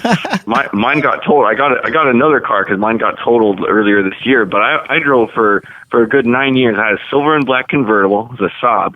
And I threw freaking big-ass Raider decals in the top corners of the windshield. Drove that shit around San Diego for years. People would be sad when they see it. Like, what is wrong with you? That's how I rep. Hey, no, I repped out there too, man. I was out in San Diego for 3 years too, so I know exactly what that's all about. Yeah. I had that Raiders vanity plate. As a matter of fact, that Raiders vanity plate made it over from my original car, which, much like you, got totaled too. So I had to switch that over to the fucking truck. I was going to take mine off too, and I was like, it's kind of old looking now. It's kind of fading away. I think I need to just get myself a new one, and I haven't really got to it yet. To be honest, I don't fly anything on my car. I keep it real low key. I get pulled over enough as it is. Yeah. And, True facts. I don't know if I'm just. For me, it doesn't really matter, man, because I can have nothing on the outside of my car. It's what's inside the car. It's me in the fucking That's why black sweater. See, that's why I have a Dare sticker on my car. Because you know how I roll, dog. But I'm still trying to figure out why I get pulled over so much. I really don't know. Some sunglasses, bro. It's the shades. It must be. It's the That's what it shades. is, man. Must be. Suspect. At 2:00 in the morning. Bobby Wasabi still got that fucking 5th grade Dare t-shirt, bro. Hey, I really do, bro. I was the first graduate kid from that, bro, and I was like, this is gonna come in handy in the future, bro. I know about drugs, so leave me alone. Bobby's got the neighborhood watch sticker on his car. This car protected by neighborhood watch. I donated to the policeman's ball 5 years in a row. Bobby's got the KQED donor sticker on his cover. Flying the tote out the back window. Oh, man. Anything that helps. Let's bring this conversation back on track. It's the end of January, Ryan. March is right around the corner. Free agency, we're going to get off to a very hot start this year. Personally, from my opinion, I think this is a weaker free agent class than what we saw last year, but there are some targets out there, and there's guys on this squad that we may hate to see walk. So kind of give us your brief, Ryan Hott's outlook on the free agency this year. What are some Raider players that you expect to maybe be gone? Who would you like to see re-signed? And is there one or two targets out there you feel like this team has to go out there and grab? Man, someone that's kind of intriguing to go out and try to grab if we kind of miss out in you got free agency before the draft. So, but I keep coming back to AJ Green. He's really the only one receiving option out there. Yeah. But my issue is what's he going to want, because he hasn't shown he could stay healthy the past few years. Exactly. Right. Exactly. And that's where I get nervous. People talk about, well, Carr just needs more weapons. And that's true. That's true. Regardless of how you feel about Derek Carr, that's true. This team needs wide receivers. But where are they going to come from? Your proven bets, they're not there in free agency. You're going to have to go out and trade for one. Now, our record has not been well trading for wide receivers. Zay Jones came on a trade this year. Who else came on the trade? It was homeboy from the Packers, right? Yeah. That fared out fairly well for us. Well, for a little bit, then he got let go. Yeah, right? and Antonio Brown. Martavis Bryant. Yeah. So, how much... Yeah, those Pittsburgh trades never work out for us, huh? No. Son of a bitch. Yeah, those don't work out. Yeah, Maybe the third time's the charm. Don't fucking Maybe trade the third time's the charm. And this is who I've been thinking. We lost out on our last two. Martavis Bryant, Antonio Brown. We got another superstar out there. Ain't too happy over there in Cleveland. What about OBJ? Nah, I'm cold on Why OBJ. is much of a diva? I'm cold on OBJ. cold on him? Way too much attention already this offseason. We're not making any risky moves like that. The other guy that really wants out of his situation is Stephon Diggs.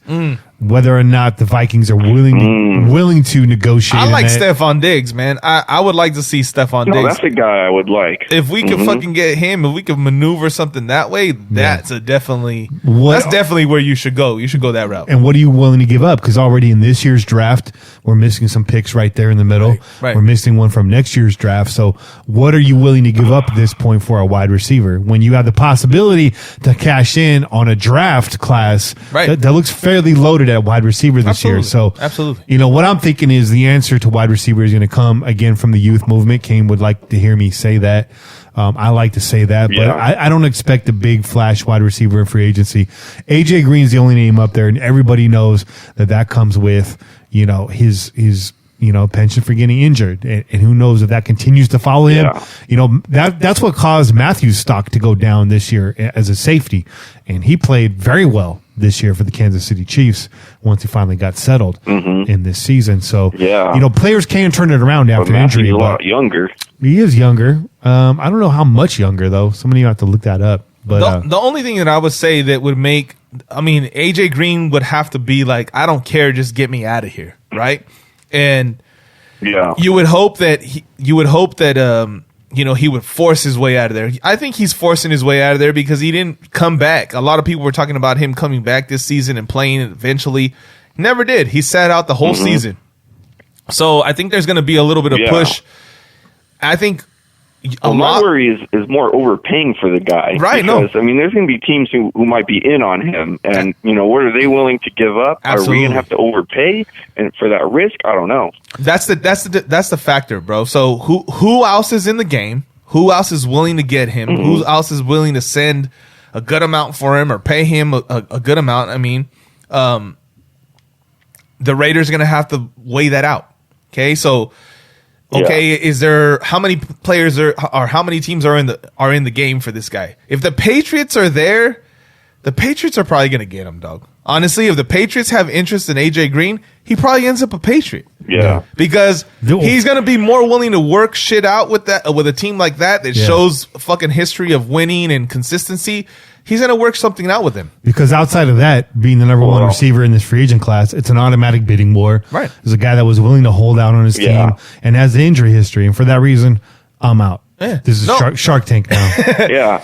And the Raiders... The other option, the other top option is what? Robbie Anderson? He ain't it. I don't like it. No, most likely he's going to be asking for a hell of a lot of money, too. Way too much. He's going to be asking for way more than he's actually worth. There's a lot of motherfuckers out there. Someone's going to overpay him. Yeah, there's a lot of motherfuckers out there in Raiders Twitter. They're like, Robbie Anderson, let's go after this guy, blah, blah. He scores touchdowns. He's got the biggest average per catch or whatever. But the dude he's either he either shows up big or he doesn't show up at all. We've had players like that before. And if this guy's looking for a big paycheck, that's not the guy you want. You want a guy that's going to be a consistent number one, not a guy that can be a number 1 week and then 2-3 weeks he's not. You know what I mean? You can't have that. A guy that's been... go ahead. Yeah, you got Ruggs. If we're going to go with that, we could probably grab, Ruggs is kind of similar skill set to that one, probably get higher ceiling in the draft. It's true. Like Chris says. The one guy that's been on the lips of Raider Nation pretty much all season and before the season started was Carl Joseph. He was not extended last offseason. Played very well this season. Probably the best year he's had so far as a Raider, but he's a free agent. Ryan, do you see Carl Joseph back in the silver and black next year, or is he playing with another team? My heart wants him back. I've been kind of a fan of Carl Joseph. I like that draft pick when we took him. Obviously, he hasn't played up to his potential.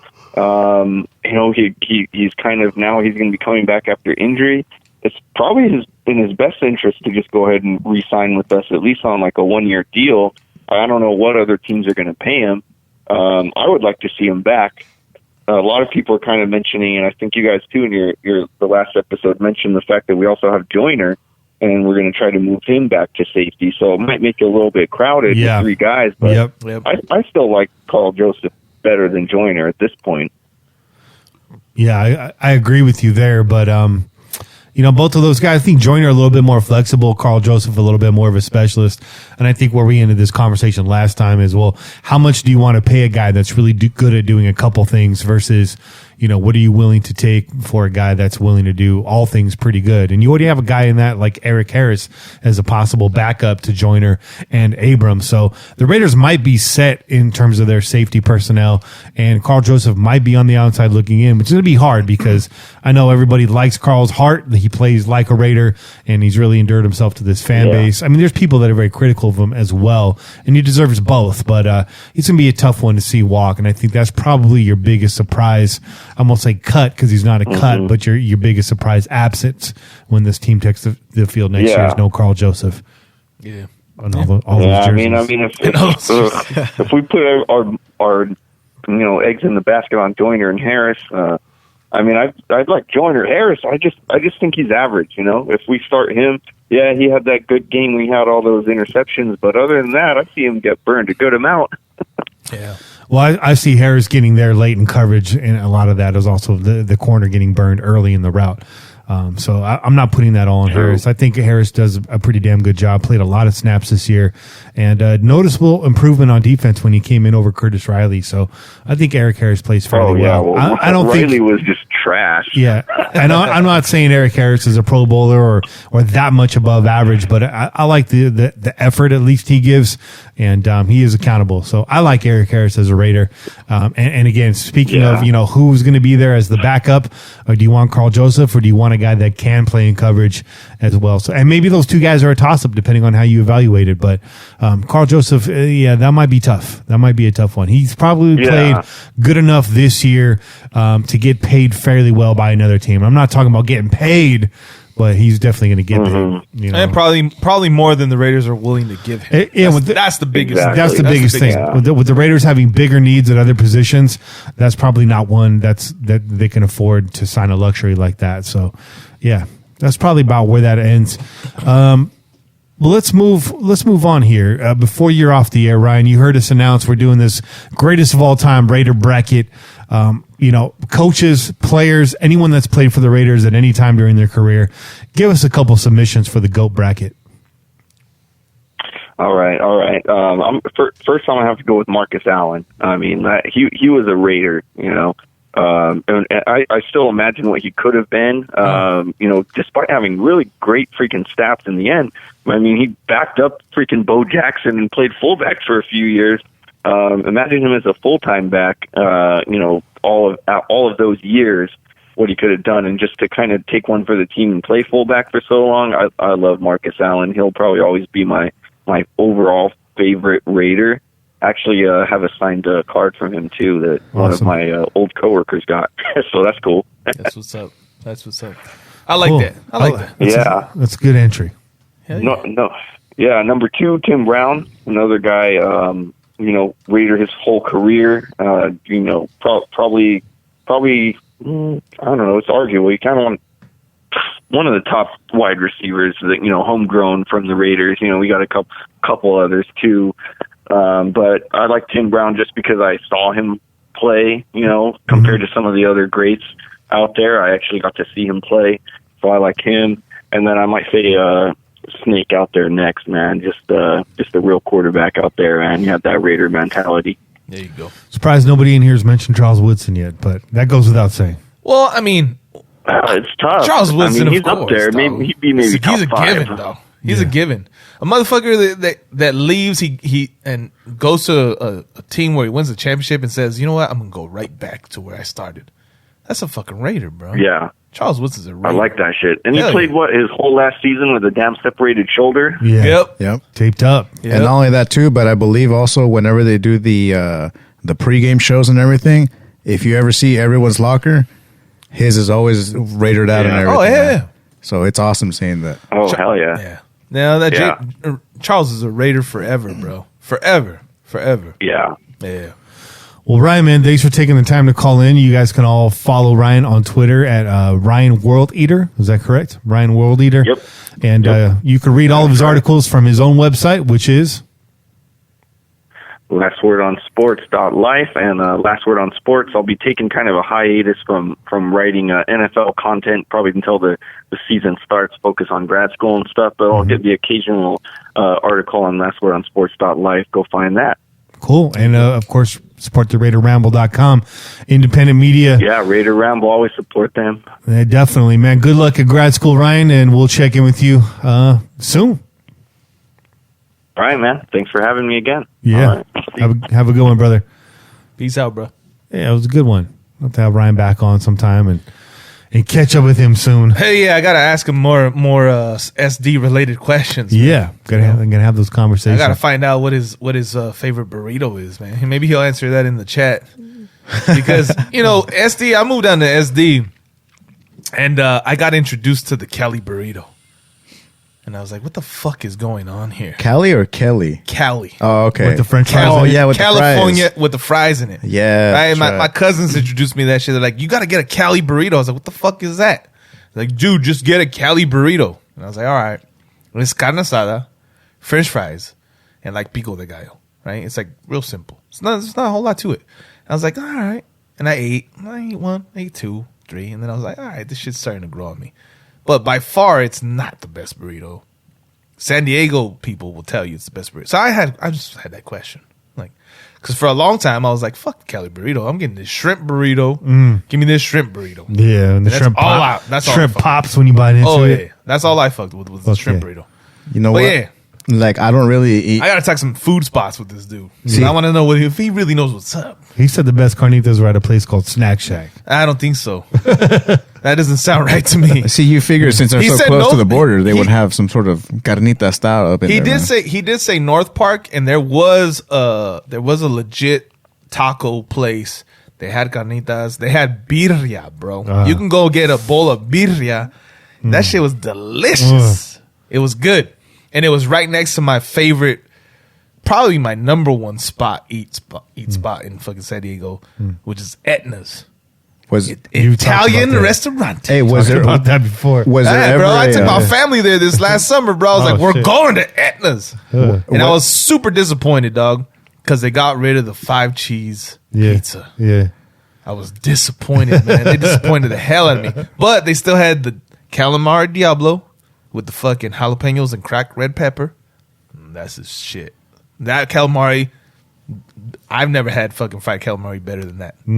So if you guys want to make a trip, I'll prove it to you. And then I ordered that lobster ravioli with olive vodka sauce. Nice. That's one. So if you guys are in SD, go to Edna's. It's in the hood. You guys are probably gonna be like, "This is sketch." But that's the tastiest places. Just park man. in front of that bitch. Make sure you can see your car from the window.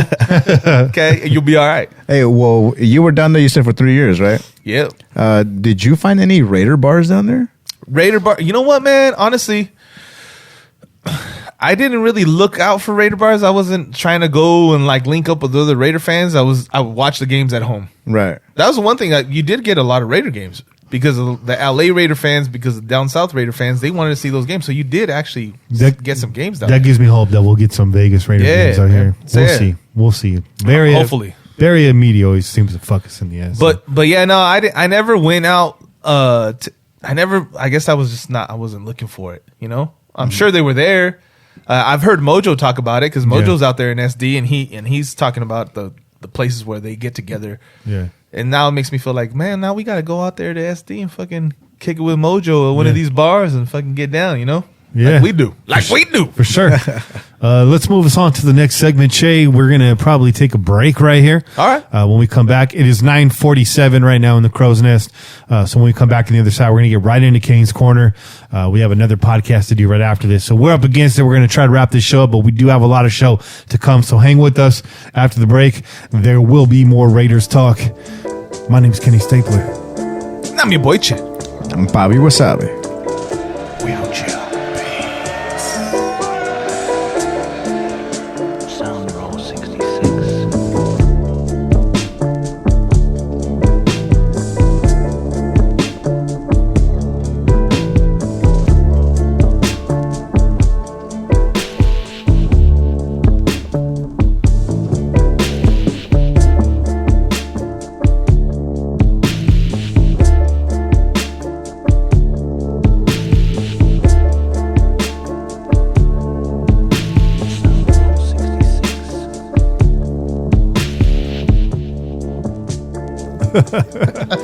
Oh, we're back, guys. Grimy. We're back. We're having a conversation about producing podcasts. You know what's kind of funny about this show is, there's definitely a lot of work that goes into it. Yeah. Including everybody just showing up here. I Right. mean, there's a lot that goes into that. But actually, I haven't done really a single edit on this show in probably about at least 6 months. Yeah, Round of a fucking applause. Round of Damn, dude. applause. And that really comes down to everybody being where they need to be on time and in place. And the show going off without a hitch. So just so you guys know that if you listen to the audio show and you feel like, oh, it's slick, or we're cutting segments or trimming the fat, we're not doing anything. Aside from just lining a couple things up, everything's pretty much done live and on the fly here. So if you're listening to the live stream, you'll hear a little bit of the background stuff that goes on, but it's very minimal. So compared to like when we first started, Kane and myself, and trying to do it remotely, and me not understanding a lot of that technology yet, and having delays and having to like pretty much edit every response, and we've come a long way, guys. So Hell yeah. round of applause to everybody doing Hell yeah. a hell of a job over here. Round of a fucking applause to you, bruh. You figured it out. This shit is dope. We've been in business for 3 years. That's it. Round of applause to Kenny. Indeed. You know what I mean? Because we couldn't do this shit without you, big bruh. Hey, You know what I mean? I That's appreciate real that. talk. Right Real back talk. at you. Right back at you. As a family we've got here. And of course, the voice you hear on the line is Raider Kane. This is Kane's Corner, brought to you every week by NFLshop.com. Go to PJ4F.com, click on the NFLshop.com banner, buy something, and help us out in the process. We appreciate you, Raider Nation. Kane, welcome to the show. The Raiders season is over, but there's still a lot of football on TV. Let's talk about what we saw this weekend, man. Man, the Tom Brady. I guess I'm gonna touch on that first. I seeing Tom Brady, Mark Davis. Man, Yeah. I mean, look. I guess I can only say this, and I don't really want to say it, but I got to speak it because it's true. Like father, like son. I mean, this dude is probably the best quarterback in the last 20 years. Won 6 Super Bowls. Yep. Why wouldn't you entertain the fact that you could have a man on your team? Yep. Obviously there's some interest there, So that's really puzzling for me, man. You know what I'm saying? I mean, we're the fact that you're the good. We are the fact that you are the man, because you wouldn't be the man if it wasn't for the snowball, in my opinion. So, circles. How do they say that? What is circles come around or whatever? What they say? Yeah. Shit done circle back. coming full circle, bro. Yeah. Coming full circle. circle. Shit done came full circle, man. Are we really going after this guy? I mean, he's Bay Area. Went to school in San Mateo. He was a 49er fan. I can't imagine why he would want to be a Raider, but, the question is out there. So, what y'all think, man? I don't know. I mean, if I'm like this, I'm a Raider. I'm a team player. Yeah. If we sign this dude, I'll accept it. I'll deal with it. Will I like it? I probably won't. Yeah, I mean, you're not going to go out and buy a Brady jersey or anything crazy like that. But let me ask you a question, actually, because we've kind of shared our thoughts on it. I think all of Raider Nation would cringe to see that. But if it makes your team better, at the end of the day, you're going to be happy. But let me ask you a question, right? The name Tom Brady sours a lot of Raider fans. But if Tom Brady gets this team, I'm not going to say Super Bowl because we're not even close to that yet. But if Tom Brady gets this team competitive, if Tom Brady gets this team in the Super Bowl the last 3 years of his career, let's say we go 3 years in a row while Brady's here. Let's just say that. We get into the dance. Does that clear Tom Brady's name in Raider Nation? What do you think, Kane? No. Jerry Rice's name is not cleared. That's by true. Raider Nation, That's as far true. as I'm concerned. There's a lot of fans that agree with you. There's a lot of fans. Will Tom Brady be cleared as Raider Nation? Hell no. Unless you win a Super Bowl, nigga. That's it. I mean, But if you get us to the playoffs, I'm looking at you like I look at Jerry Rice. You a Patriot. Jerry Rice, you a Niner running around dancing in the stands today on TV. Nah, man. You know what I'm saying? That shit, you not a real Raider, but you was a Raider. So I respect that. But you're not a real Raider. You know? And that's like, okay, so say we sign Tom Brady, right? Give him 2 years here. We transition to the next dude. The Patriots go to the Super Bowl in 2 years. You see Tom Brady dancing around in the motherfucking stands, Patriot jumping. you gonna respect that shit? Yeah. Fuck that. I'm cool. I was never cool with Jerry Rice. Never cool with Randy Moss coming here. Didn't want Warren Sapp. I'm good on the OG vets coming here. I'm cool with that. How did you feel when they signed Romanowski? Were you cool with that? How did you feel about that? I was down with that. Yeah. That was the one I was down with, and I would have been down with Rodney Harrison. But other than that, yeah, man, I'm cool. Yeah. You made your legend somewhere else. Stay where you was at. Do your thing, man. But, you know, like I said, man, if we sign Tom Brady, I'm a Raider, I'll deal with it. I got a question. But that's Go ahead. I got a question. I mean, you brought up Jerry Rice. If Tom Brady comes to the Raiders, do we see a new hood version of Tom Brady? Is Tom Brady gonna roll out in cornrows? Oh shit!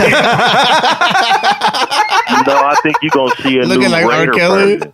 You're gonna see a new Raider team. You're gonna see a more. You will see a more disciplined look. I'm not saying this dude won't make the team better. Tom Brady's gonna put lines in his eyebrow.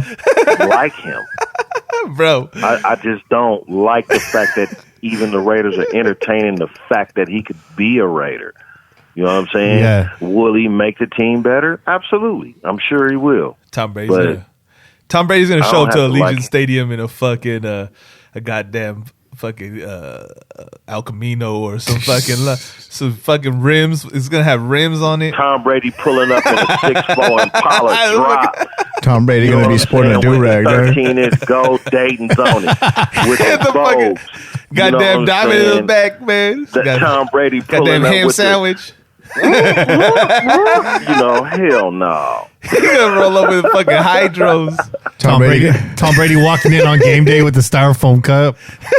Tom Brady, Double cup. Tom Brady going to be wearing Cortez's, Picture there. this motherfucker holding up the West Side signal with his hands, with a Raider Raider gear on. Talking about West Side. He's from the West. You know what I'm saying? So he can rap the West, but just picture that shit though. Hey, does Tom Brady grow a goatee? No, man. Does he grow a goatee if he comes to the Raiders? Looking like Evo goatee. Looking like Kevin Federline. Goatee and beard. Looking like K-Fed on game day. No, we're joking about it, but I You're think going to see all the motherfucking, the people all out there looking like Tom Brady and shit. You know how Vegas do it. Vegas do it big. You know what I'm saying? So, nah, man. If we bring Tom Brady here, it's going to be for Vegas. It won't be for Raider fans. Definitely not for Raider fans. Any real Raider fan. Yeah. I mean, unless you, look, it's just what your opinion is. Do you think this dude is done? Do you think he has a year? And let's look at it on the field. Not even that he was a Patriot or he was anybody else. Let's just look at it as Tom Brady as a quarterback. Is he done? Does he have 2 years? Is he Peyton Manning? Are we the no-fly zone defense? Hell no. So why would we bring this dude here? But like I said, get another guy with hands that can complement Waller and Renfro because those guys can catch. And Tom Brady's going to do fairly well here. He can't get outside the pocket and move around, which he's never relied on, but he's been able to do awkwardly in his career. He can't do that. He can't do that. But he can throw the ball and he can run an offense. Imagine Tom Brady running outside. No. Are you serious? I don't think he heard what I said. And and you have an offensive line that can protect. So just the fact that he could throw a ball, run an offense, and he will get good protection, I think Tom Brady would have some success with the Raiders. I mean, yeah, he's definitely on the tail end of his career, but the guy can still throw a football. He has a similar problem over there in New England this year that we had. Wide receivers could not get separation in New England this year. Lack of receiving weapons. Yeah, is what he had. Right. So, yeah, so you gonna bring in Antonio Brown and AJ Green? You ain't go with Tom Brady. Nah. The Antonio Brown ship has sailed, dog. We already know that. Antonio Brown ain't coming back to the NFL, even less the fucking Raiders. Come on now. You don't even have an agent no more. I was being facetious, but I'm just saying, are you gonna bring in 2 Pro Bowl receivers to go with this cat? You're not. I mean, you're not. You're just not. And I don't think they're going to pay, a fortune to AJ Green or anybody like that in this offseason. It's just not there in free agency. The number one wide receiver on this team is to be drafted, in my opinion. So, you know what? That's the thing. That's probably the one biggest rub to it all is you have, we've argued about it before, so we're not going to argue about it again. But a lot of people would tell you have an able-bodied quarterback in Derek Carr. So it involves the decision to move on from him. And the second thing is, Tom Brady, if you were to plug him into this roster as it stood in Week 17, he'd have the similar problems that he had in New England. What does he have over here, though? He's got a better run game, and he's got a much better offensive line than what he had in New England. And they weren't bad. They weren't bad at all. But as far as weapons go, but no defense. And a better running game, bro. Yeah, better running game. And the tight better weapons in all 3 facets. Honestly, the receivers that they have over New England are comparable to what we have right now. We have a much. Philip Dorsett is better than Better than who? Philip Dorsett is better than no. What did he do for them? That's not true. What did he do for them? Sanu is better than anybody on our roster except for Hunter Renfrow. What did Sanu do for them? I'm talking about Sanu. Look, and I read an article today talking about Tom Brady didn't show up to OTA. He didn't build a rep with his receivers. So that's kind of like on Tom Brady. Bro, his receivers weren't there when they started the season. Those guys all started to fucking filter in later. But he didn't build it. See, but those guys are just step-in fill-ins, just kind of like Derek Carr had. But those guys are better, freaking better. Name the receivers. Zay Jones. You're talking about... Keelan Dawes. I mean, come on. And Muhammad Sanu was proven. He played on the NFC Championship Atlanta team. Come on, man. But he came keep it real. But he came to the Patriots and did nothing. He came to the Patriots and did nothing, dog. That's on the chemistry. Right. That's not on his numbers. That's not on his numbers. His overall numbers. I'm gonna Zay Jones compared to Muhammad Sanu. Who's comparing Zay Jones to Muhammad Sanu? I said comparable to what he had. As far as production goes, show me the production. Show me the production that those receivers had with receivers. Guys.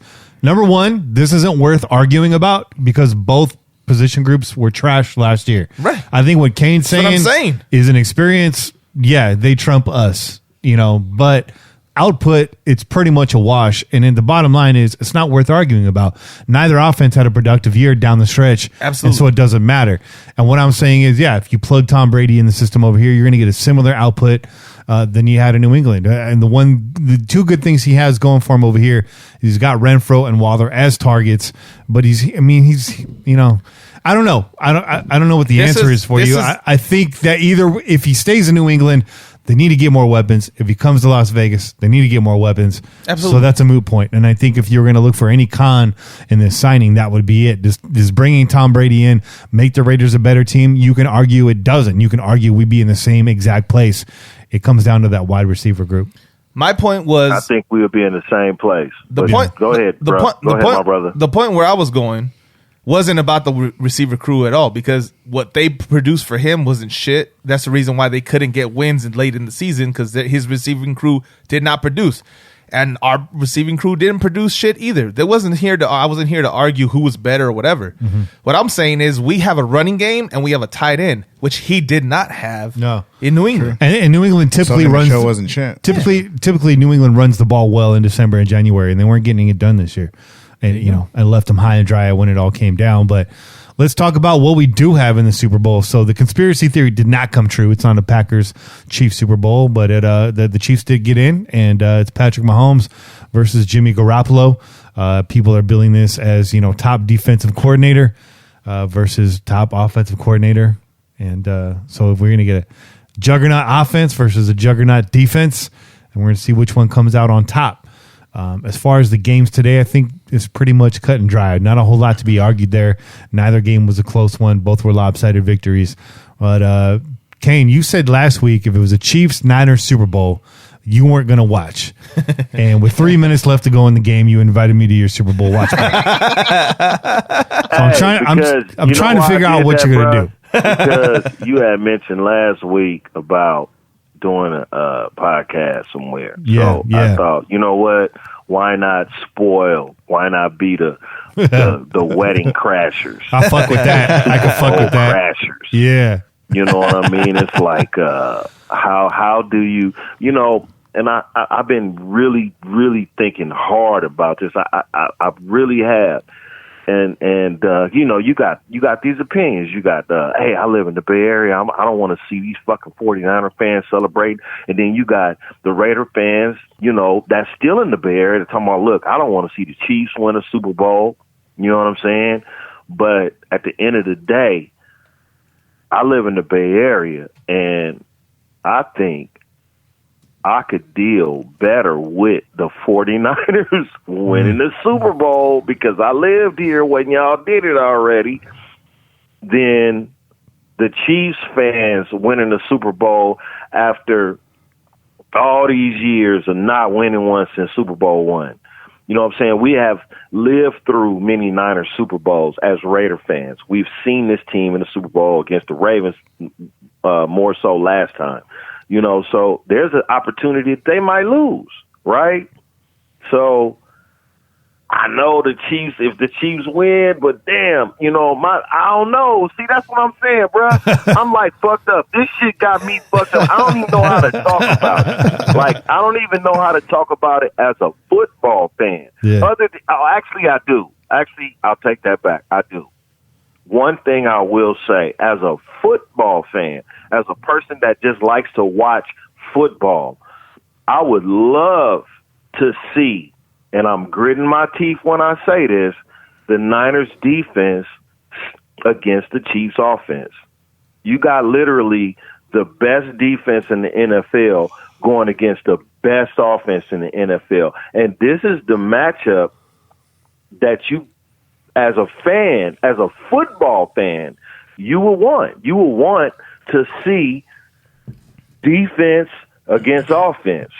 And you want to see the best of it because Jimmy Garoppolo ain't shit. So if the Chiefs can beat the Niners defense, hey, hats off to y'all, man. The Niners defense is fucking treacherous right now. Let's just talk football. But if you see the Niners beat the Chiefs, high-powered offense, then that means that you got to take your hats off to the Niners because they kept up with the. I mean, it's all fucked up. What it comes down for me as a football fan, I would love to see the Niners defense fucking stop the Chiefs. I hate the Chiefs more than I hate the Niners. Yeah, as a Raider fan, that rings true for me. But what it comes down for me is, who do I get to see cry in person? And I see more Niner fans on the daily. And they've had enough Super Bowls in the Bay Area. And I've had to put up with enough of their incorrigible nature and their obnoxiousness and their fair weather fandom that I just want to see them get crushed back to earth and go back to another 15 years of darkness while we enter this new era of Raider football and the Chiefs can gnaw on one championship. You could deal with a Chiefs Super Bowl. You could deal with the Chiefs being... Kane, I can't deal with any of this Super shit, Bowl. Man. I can't deal with any of this shit. Of the AFC West. Like, of the AFC It's like asking me, do you want me to cut off your left ball or your right ball? It's like, which one do they... I know, Kane, you're going to keep resetting this thing over and over again in circles. I get what your platform is here. I'm telling you that I can't deal with any of it. And who do I have to deal with on a day-to-day basis? I got to deal with Niner fan. Yeah. So I'd love to see them lose. The Chiefs have 0 championships. Let them have one to gnaw on and go back to Andy Reid choking the rest of their playoff career and Patrick Mahomes probably sustaining very light career-ending injury playing a game of chess. Playing a game of chess in the offseason. I guess we'd have to look at it as the Battle of the Bay, and we just lost. You know what I mean? Because there's no other way I could see a Chief being a Super Bowl fucking winner. Oh, my God. I don't even know what the fuck to say about that. It just hurts all around, bro. Whatever. There's all nothing, bullshit. There's nothing I could say to Niner fan. I could at least tell Chiefs, hey, 100 years in existence and you got one. All right, come back. Come back when you get 2 more. Come back when you get a few more appearances, dog. So I don't know. I'm trying to make sense of this, Kane. I'm like you. It's got me all fucked up. I'm in my emotions. It is what it is. I'm just hoping for a good game. A lot of these Super Bowls are shit shows, so we'll see what happens. Yep. Yeah. I'm just looking forward to the Super Bowl halftime show, dude. I'm not even gonna pay attention to the game. I'm gonna be watching just Shakira and J-Lo, bro. I know you're gonna be paying attention to that too, Kane.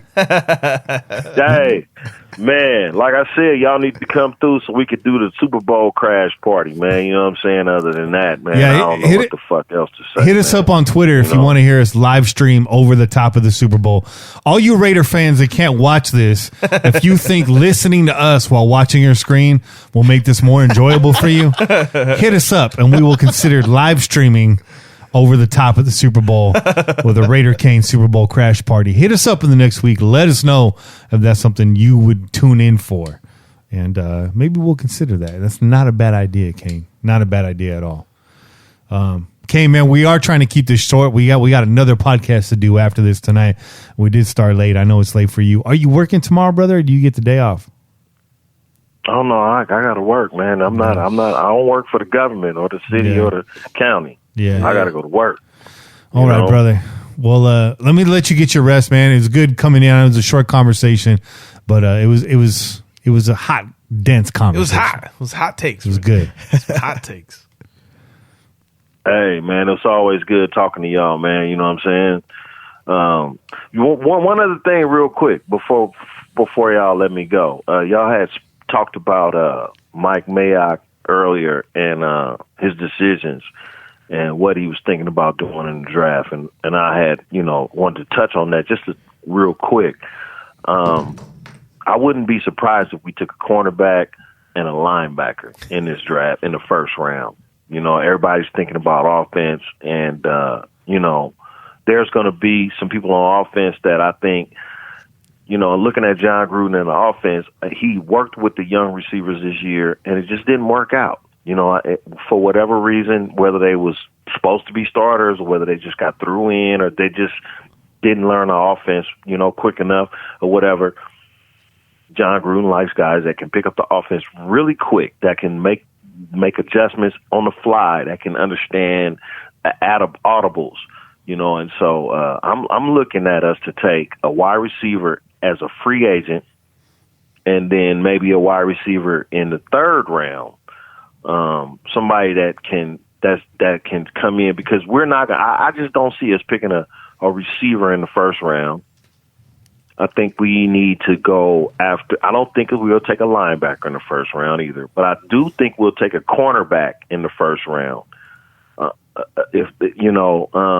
They need somebody on the other side of Mullen. They'll take a cornerback. And then with the other pick, I think we might trade back so we can get a second round pick. And with that pick, I think then we'll take a linebacker. So that's just my opinion. But I just wanted to say that because I was listening, as I always do. And when I'm listening to y'all, I'm like, I'm giving my opinion and shit. So I know I get my time. So I just wanted to say that, whether everybody agree with me or not, that's what it is. But I think we take defense. Well, with save that number 12 save that pick, conversation, and then Kane, we trade because that number 19 pick to get a second round. hold pick. on, That's dude. just me. Pause. Save that conversation because April's a long ways away. We are going to spend a lot of time on the draft as we move forward. So I don't want you to feel like you got to shoehorn all this into this 1 week segment. We're going to be going weekly from here on out. So save the draft conversation. We are going to get to that. And we even have a lot more free agency conversation to have because, as we know, this free agency pool is still not complete yet. You're going to see guys get cut as free agency gets closer, and even after the draft, there's going to be some fallout after that. So we got a lot of time to discuss the draft. I don't want you to cut these thoughts short. I know you have a lot of thoughts and opinions on the draft, so save that conversation. We are going to revisit that. We will have a lot of topics and a lot of discussion around that. So I don't want you to short yourself here. Save those takes. And we're going to get to them as we move forward into the off season. Cool? For sure. All right. So hit me up with the details of your Super Bowl party and pillagers. Let us know if that's something you want to hear. Do you want the Pillaging Podcast to pillage the Super Bowl and crash that party, as Kane's saying? I think that's a great idea. Let us know if it's worth tuning in. If it's worth tuning in, then it's worth recording, and we'll be there for you. Kane, man, thanks again for coming on. Get some rest, dog, and hit it hard tomorrow. I'll let y'all next week. All right, bro. Peace. All right, bro. Peace. All right, dog. Peace. Yeah, a lot of draft topics to get on. Oh, And, yeah. I know pillagers. I know you like hearing us go down these rabbit holes, and I'm sorry. We're trying to move it at a steady clip today. I'm still staring at a lot of calls over here. So let's get this cracking. Let's get to these callers, man. Let's do it. Hey, what's up, Kenny and Che? Hey, this is Omar from the 561, rapper from West Palm Beach. What up? And listen, I'm calling because I want to hit on several topics that you guys crushed in your podcast last week. Unfortunately, I'm on the East Coast, so I can't stay up watching the live stream It's all the good. entire time. So sometimes I can get it in live. Sometimes I have to get it in, on my drive to work. But at the end of the day, it's getting in. Yeah. It's like when the wifey's pissed off and, we have an argument or whatever, at the end of the night, I'm still getting in. It's going to get in. So, the podcast gets in, and at the end of the day, it was fire, man. So thank you guys very much. You're listening to radio station KUNT. It's a little fuzzy, but you can get it in. Hey, thanks for letting me get in here. A few things I got to hit on that you guys talked about that I thought were spot on. First of all, I don't give a fuck if it's January, February, April, fucking middle of summer. I'm repping my Raider gear everywhere I go. So if you find a Raider fan that's unwilling to rep their fucking Raider gear because it might not match their fucking outfit, or they're afraid that somebody's going to say something because they just lost, I'm telling you, man, that motherfucker, we need to take his Raider card right away. Rep your Raider gear 100% of the way. Don't ever hesitate. And if you do, we got to question you, bro. Second of all, I know between Dan and One Nation Fanwear, Johnny, I'm replete with beautiful Raiders gear. I'm always rocking my Raiders Hell gear. yeah. Hell yeah. guys had a heated debate on that linebacker situation for free Yeah, we agents did. and stuff. And Yeah, frankly, we did. It's up in the air what's going to happen. Yeah. If I have a choice, I would Tyre Whitehead, peace, homie. I would bring back Morrow and Lee as depth. Compton definitely deserves another look. He stepped up. He played well. Not what we're looking for, but certainly gets another look. We got to draft a linebacker. I'm up in the air on Perfect. And then more than anything, there's that fucking guy, I forget his name, I think it's Schobert from Cleveland, who is potentially going to be available. Oh, yeah. That might not be a bad avenue to take. The other piece that you guys talked about that I sided with Shay on, Shay hit on Isaiah Johnson. And I think you guys never mentioned, the kid was on IR to start the season. He was on IR because he broke his fucking face making a sick tackle. So, at the end of the day, the guy deserves a chance. But Worley ain't coming back. I'd rather spend my money on KJ than Worley coming back. That's just, looking at funds and spreading it out. But Isaiah Johnson just... 3 minutes, guys. You guys got 3 minutes. It's plenty of time, dog. These are phone calls, not segments. I'm just playing. Omar did call back, and he's on fire. This is a really good call. Yeah, So this is a great call. let's hear this. It's a great call. Yo, this is Omar from the 561 again. Sorry I got cut off, but I'm going to finish this off. I was talking about Isaiah Johnson. He deserves a shot. I think what's going to happen is going to be Mullen, Isaiah Johnson, Keyshawn Nixon actually played well in the slot when your boy fucking Joyner got hurt. So I wouldn't mind seeing him get that shot there. And if we're not bringing KJ back, just move Joyner to safety and give the youngins an opportunity, bro. Fuck it. I wouldn't be surprised if we draft another corner.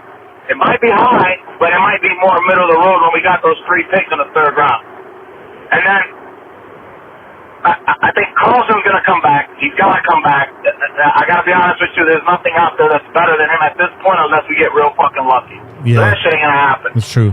Keep Carlson. Let him fight it out with some other bastard who comes in. Oh, asshole, as Jay likes to call him. Let him fight it out and we'll go from there. Thanks. Lastly, Kenny, we talked about the Woodford. I need you to try something a little different. It's called Eagle Rare. It's another Kentucky bourbon, and it is fire. If you guys need me to be your East Coast beer taster, fucking Woodford and all that other shit, bourbons, fucking scotches, I got you. Peace out, fellas. Have a good week. Oh, last thing. What the fuck? We fired fucking the defensive line coach, Brenton Buckner? That was fucking crazy. Unexpected. That was bullshit to give the job to a 70-year-old. What the fuck? I don't like that move. Yeah. Way to end that call, man. That was strong. That was strong all the way through. Yeah. Lots of good points. Great energy, Omar. Great call. Way to kick us off right there. And hey, man, is there a bourbon you want me to try? Send it. Right? Send it. I don't spend money on alcohol. I'm sorry. I don't. I just don't. It's like it's a rule I have. But if you send it, I will drink it. I only my rule is I only get to buy alcohol when I go out. That's fair. I don't stock it at the house. Hey, that's a good rule. No, bro. I mean, that's a good way to keep some money in your pocket. Oh, it's a good way for me not turning into a raging asshole. And then, that's a good way of extending your lifespan, bro. I'm a happy drunk unless I've been drinking for 3 days straight or more. And then it gets really dark. He's just a really bad drunk. Hey, I also like how Omar was talking about how you always got to have the attire properly set and good to go. I've always, it's funny because with this whole Vegas move and all this crap, I've had a lot of people walk up to me and try to be smart and, talk shit to me, this and that, like, oh, well, now that they're leaving and blah, blah, blah, this and that. And I'll give them the same answer every time, is that in this life, what they call a washing machine, my colors never run, and they never will. Yeah. So we got that fucking wool light. Easy there, George Bush. We got that wool light, dog. Okay, we put that wool light on our shit. I got that fabuloso, bro. Yeah, fabuloso. The wool light's to fucking keep the color. The fucking fabuloso's the. Oh, that Fabuloso is to wash it, right? Hey, Fabuloso. Suavitel is to make it nice and soft. Yeah. Fabuloso fixes everything, bro. Suavitel smells good. That's right. Yo, you got a flu? Fabuloso, bro. Oh, Fabuloso and Vaporu, bro. The Vaporu. Hell yeah. Let's go to 303 right That here. Vaporu always comes up, dog. The weatherman. Kenny Tay. It's your boy 303. What's the weather? Calling from cold Nashville, Tennessee. Yes. Oh, shit. Damn. I'm in Nashville, Tennessee this week.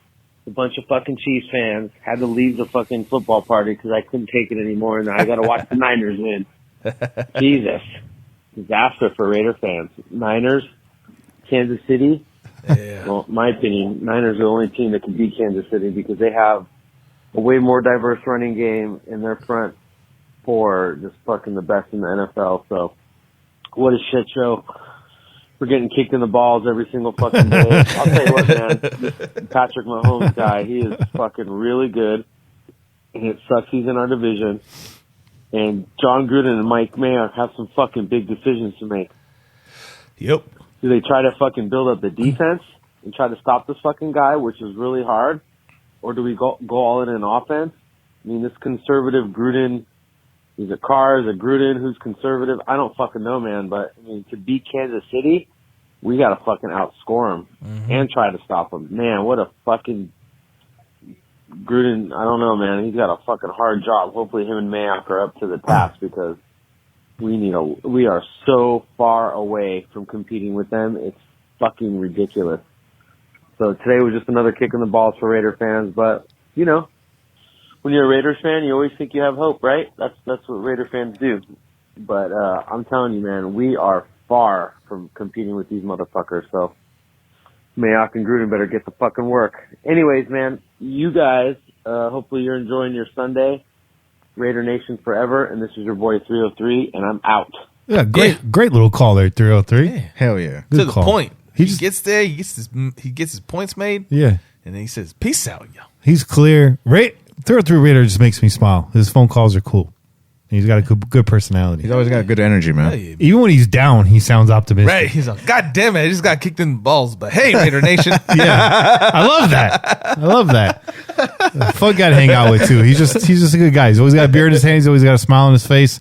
He's hella cool. He's a good dad hey, too. but that's what having a good life will do for you. They have a good life You out know? there. They got a nice house, beautiful wife, beautiful family. 303, doing it well, man. There you go, man. Enjoy Nashville. I've always wanted to go to Nashville. That seems like a cool city. As a music fan, I need to get out there. I'd love to see a game out there in Nashville. And I don't mind watching Titans games. They're a fun team to watch. I've always liked watching Titans games. I had a lot of, growing up, I watched the Oilers games all the time. They were fun to watch. So I don't know, maybe something there, some kind of weird affinity for the Titans. You could be a Raiders fan and enjoy just watching football. And there's some of the games I enjoy. We've already talked about my love for watching AFC North games. Those are just good football games. Oh, you got that? Yes, I got that, man. You got that easy. I think it's time for a whiskey. Oh, there you go. Yeah. Yeah, the Crow's Nest is coming up soon. Damn, dude, that's right. a lot of talking. That's a lot of talking. Chase done a lot of heavy lifting tonight, and for that, I thank him quite a bit. And let's not act like that's a rare thing. Chase is always putting in work on the Pillaging Podcast. That's why you guys tune in, God damn it. It's your Uncle Che. Let's move on here. Listen here, you cocksuckers. Let's move on here to the 816. This looks like it could be a two-parter as well. What's cracking, Pillages? It's your boy Gent. Yeah. This I now wish it was a four-parter. There you go. That's there you what go. that's what I'm talking about. Man, I got to see here and watch the Chiefs and the 49ers play in the Super Bowl. That's fucking terrible. Man, that's terrible. I don't have anybody to root for. So I guess may the fucking best dickhead win, bro. Fuck it. Gotta watch the Niners and the Chiefs play in the fucking Super Bowl. Oh, well. But anyway, the real reason why I called is not only do we gotta watch that fuckboy game, the fucking Hall of Fame committee bitch-ass motherfuckers. Yep. Hey, bro, I want to sock every one of them motherfuckers in their eye. So bad. How the hell can you not put my boy Flores or Branch in, bro? Both at the same time tonight, bro. And then the busters that you put in front of them. I mean, come on, man. Bro, in my opinion, this is just my opinion. I like Cowher. You know what I mean? I like him as a fiery personality. But did I ever consider him to be a Hall of Famer? Maybe because it's the Hall of Fame. You know, you really can't tell the story of the NFL without bringing up Cowher. But you really can't tell the story of the NFL without bringing up Flores.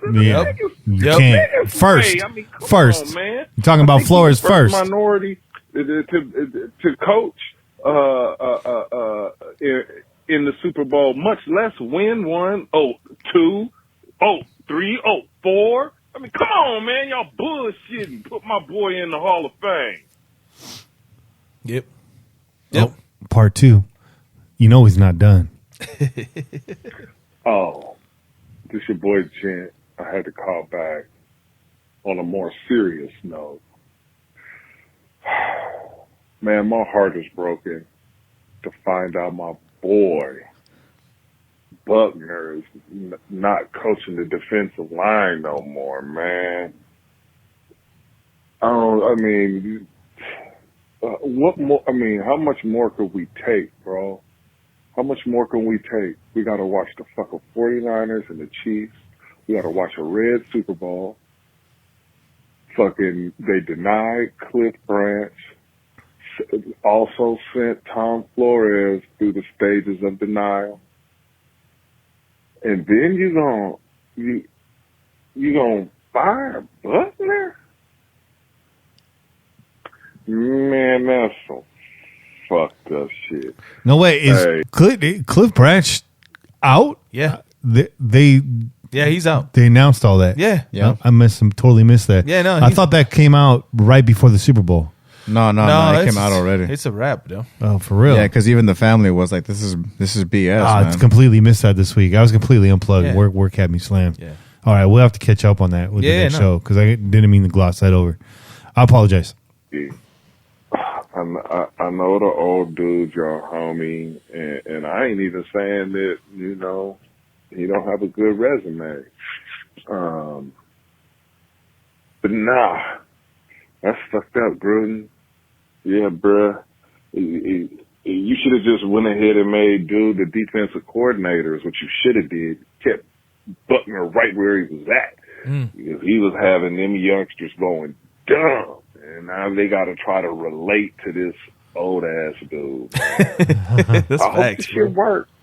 That's I facts. won't say shit if the shit work. I'll shut the fuck up. But as for now, man, that's fucked up, bro. Because Buckner, he was a Raider, bro, a Raider fan, growing up a Raider fan, and then could you imagine any one of y'all out here listening right now? Growing up, how you grew up being a Raider fan, and then you actually get to become a Raider, bro? After you played in the league and everything else, you get to coach for your team? Oh, I know he was hurt, bro, because I'm hurt for him. And I know them youngsters is hurt. I know they is. But, and one monkey don't start no show. We gonna see what's cracking. Go Raiders. Yeah, great calls, Gent. Both things very well put. I think you handled the Buckner thing better than we did. I think just in 2.5 minutes, you said everything that needed to be said. So great call. Yeah, it sucks. It sucks. Sucks big fat bowl of dicks. All right. Here's our last caller, the 360. Kenny J. Kane, brother Wasabi. What's up, baby? This is Pete. What up? I've Caller of the year. I'm gonna start my call by saying that I've had a few, and been in the group chat tonight. Yo, shouts out Shorty, shouts out Vinny, shouts out Sean, shouts out Juice, all around. Just love, homies hug, coffee chug, and do that. And what I say is this: after watching the national championship game for college football. Called in last week, and I was banging the motherfucking drum, saying like, you know, we gotta like I would be willing to trade up for the Isaiah Simmons cat if we can't get Chase Young or Joe Burrow because you know I'm disgruntled with my fucking not my but our quarterback situation, and I'll say this: there's gonna be 2 or 3 quarterbacks taken, and the next one after Chase Young will be defensive player as of Isaiah Simmons. So from here on out, we must operate under the circumstance that we're probably going to pick a 12. We're probably going to pick a 19. After Mike Mayock stuck up for Derek Carr, I mean, shit. I don't know what's going on. I have no excuses for the motherfucker. I am a Derek Carr apologist, but man, I have nothing for you anymore. That's about it. But what I'm trying to say is this. I need 2, not 1, but 2 we're not going to get a premium linebacker. We're going to get that in free agency, but I want 2 wide receivers. You know what? We got $70 million in cap space, which I would love to have for my own fucking business, but got $70 million cap space. Let's go pay some corners. Let's draft 2 young wide receivers. Let them get schooled. You know what I mean? Let them get schooled by 2 veteran corners that we paid for, and upgrade this offense. And I'm not looking into it this year, but next year when we want to draft a quarterback, be it Trevor Lawrence or Justin Fields, I actually like the Fields kid better. What I'm saying is this. Let's school up some wide receivers. Let's pay some cornerbacks. Let's school up some wide receivers. And just make it this, that, and the other thing. Like, I promise you, I'm going to do a live call-in for draft, do a live call-in for whatever, or free agency. What I'm saying is this. Our draft should have a legit agenda, and our free agency should have a legit agenda. And what I mean by that is, like, if we're going to draft offense, let's draft offense. We got 2 first-round picks. We got 2 third-round picks. We have $70 million in cash space. Go ahead and spend it on defense. Or, hey, Google it. I'll take you on a real nice date sometime.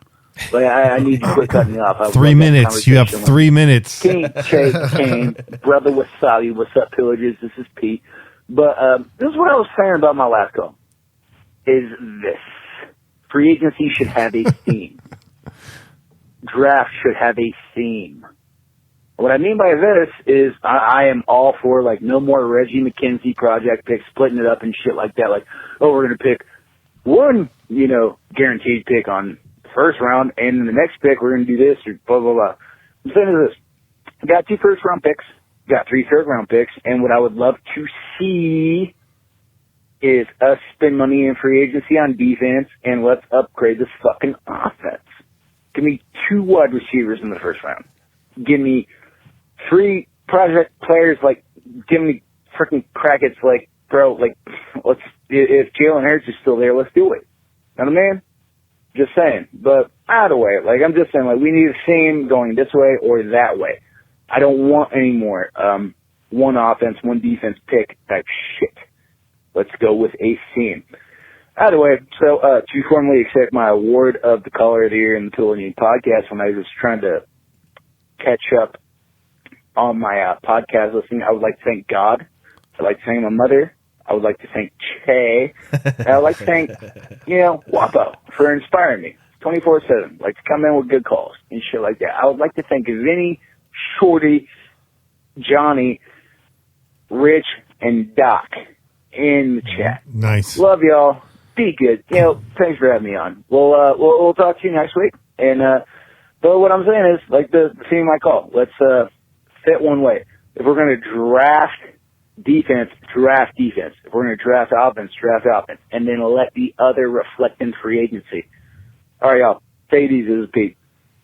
Yeah, Pete. Smart call. Very gracious award acceptance there. You had the Call of the Year award winner, followed by the Caller of the Year award winner, back to back. Yeah. This is the Pillaging Podcast, folks. That's right. Bringing you champions. Nesties. Nesty award winners. Nesty time. A couple nesty pillagers right there. Nesty pillagers. Guys, it's getting late. It's about 10:51 here in the Crow's Nest. We still got a whole other show to do after this. It's time for more coffee, round 2. Yeah. Maybe some whiskey. For real. Coffee for sure. Though. Coffee, whiskey? Carnitas too, man. I'm about to get these goddamn carnitas. Let's do some shout-outs. Shout-outs. Let's get the hell out of here. Yeah. We'll do some shout-outs this week and apologize in advance if we missed anybody. There's a lot of people out there. But just some shout-outs to some folks on Twitter and in the chat that we interact with on a weekly basis that it's time to reset these shout outs. Normally we shout out all of our new followers. Let's shout out some of our more dedicated followers. Hell yeah. And if we missed you, it's not because we don't love you. Just remind us, like Peter Paisano did this week, and that's why he's first on the list. Petey Paisano, shout out to you, dog, for holding us down all the time on Twitter, always plugging the show.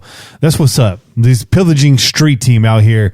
Hey, we're not on social media a whole lot, so if you want to help us out with that word of mouth, we appreciate it. And Petey, we see you doing big work Also, you, Tony Young. Shout out to Shorty, who's like, we've met once for like 15 minutes, and I feel like he's a brother in this family. Hell yeah, dude. Cool cat. Hell yeah. Silky Slim, shout out to you, dog. Always on that beer tip with that fiery, hazy resolutions today. I saw you posted that. That looked good.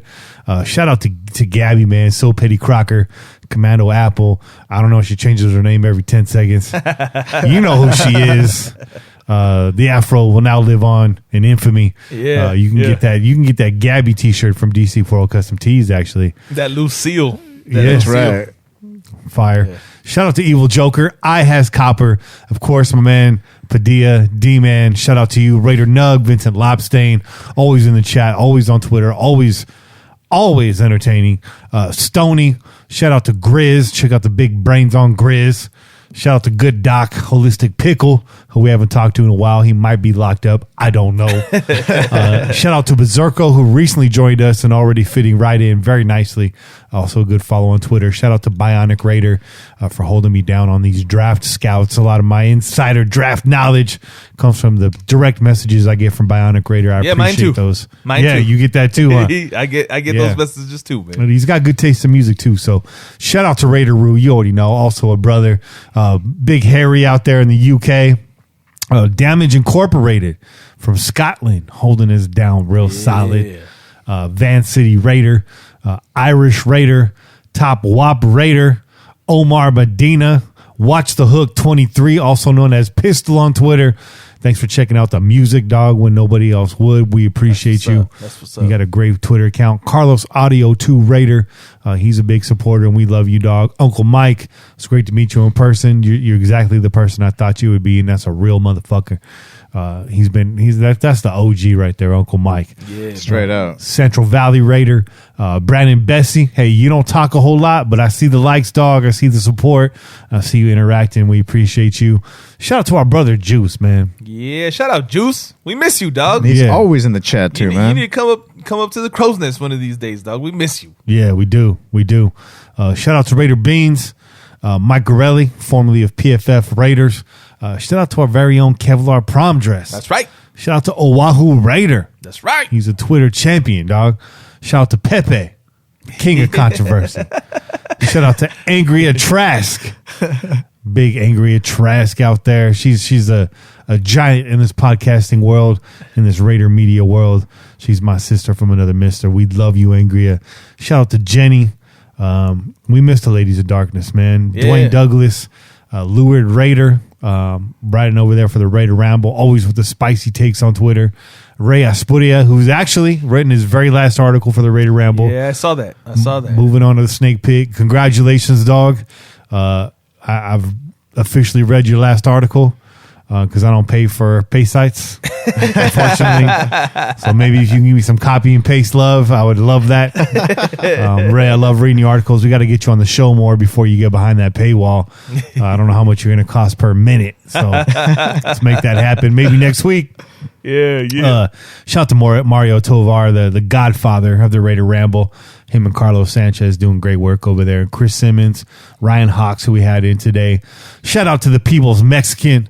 Shout out to Nez and Ant from the No Ledge podcast. The folks want you back. They need you back. The world needs that podcast more than anything. Shout out to our man Kenneth over there on East Coast Nation. Shout out to Groby and Splatterhead holding it down on the Fan Club Blitz, now a part of the Crow's Nest Podcast Network. Yeah. And just shout out to everybody that's in the chat every week. Pete, Irish Raider. I don't know, man. It goes on and on and on and on.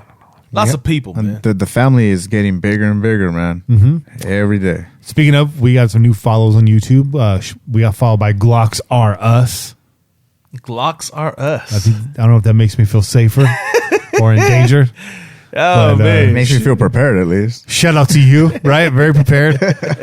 Shout out to Nico. Shout out to Raider War Report, Money649, and Mike McInerney. Or McInerney, I think is the name. McInerney. Yeah, it's a tricky name. I like it, though. It's fun to say. Yeah. Hey, man. Good stuff, y'all. A big shout out to John Day, Mark Soto, and Mr. Richard Lacassi for all your donations this week, and everybody that donated in the chat. I can't remember all of them. I can only remember a few of them, so I'll say none of them. Man. I will just say thank you very much. We appreciate that. And also, and we acknowledge them as they donated too. So shout out to all y'all, man. Thank you. We appreciate the love, man. And also want to give a big shout out to all the Raider family across the pond. Over there in Ireland, Scotland, and England as well, man. Yeah, man. Hey, we get some of those folks that actually stay up late night listening, and the whole time differential is pretty crazy, man. So yeah, it's true. Irish Raiders up in the chat right now, and he's talking about is this being recorded late night? Because it's 6:30 in the morning over here. Good morning. Good morning. Imagine waking up to these voices at 6 o'clock in the morning. Fuck. They'll be like, yeah, man, these guys are shot out of a cannon. It's like you had a long night, dog. No, man. It's 11 p.m. and Polly's about to roll up in here. So with that, I will say that's it for this week's show. Make sure you tune in every week wherever podcasts are found. Excuse me. Download the official Pillaging app available for iOS and Android. Of course, you can call in at any time, 408-909-PJFF. Make sure you support DC4LCustomTees.com and OneNationFanwear.com for all your fan gear. Please donate to the show. You can do so by joining the live chat and donating that way, or go to paypal.me/PJ4F, and be sure to listen to all of our network partners. Until then, keep the wind in your sails and the rum in your mug, and pillage on, Raider Nation. This has been a production of the Crow's Nest Podcast Network. I'm Kenny Stapler, joined by your boy and Bobby Wasabi. Peace. Like a freight train coming, you're blowing the town. Like a diesel motor, you never shut down. With your pistons pumping,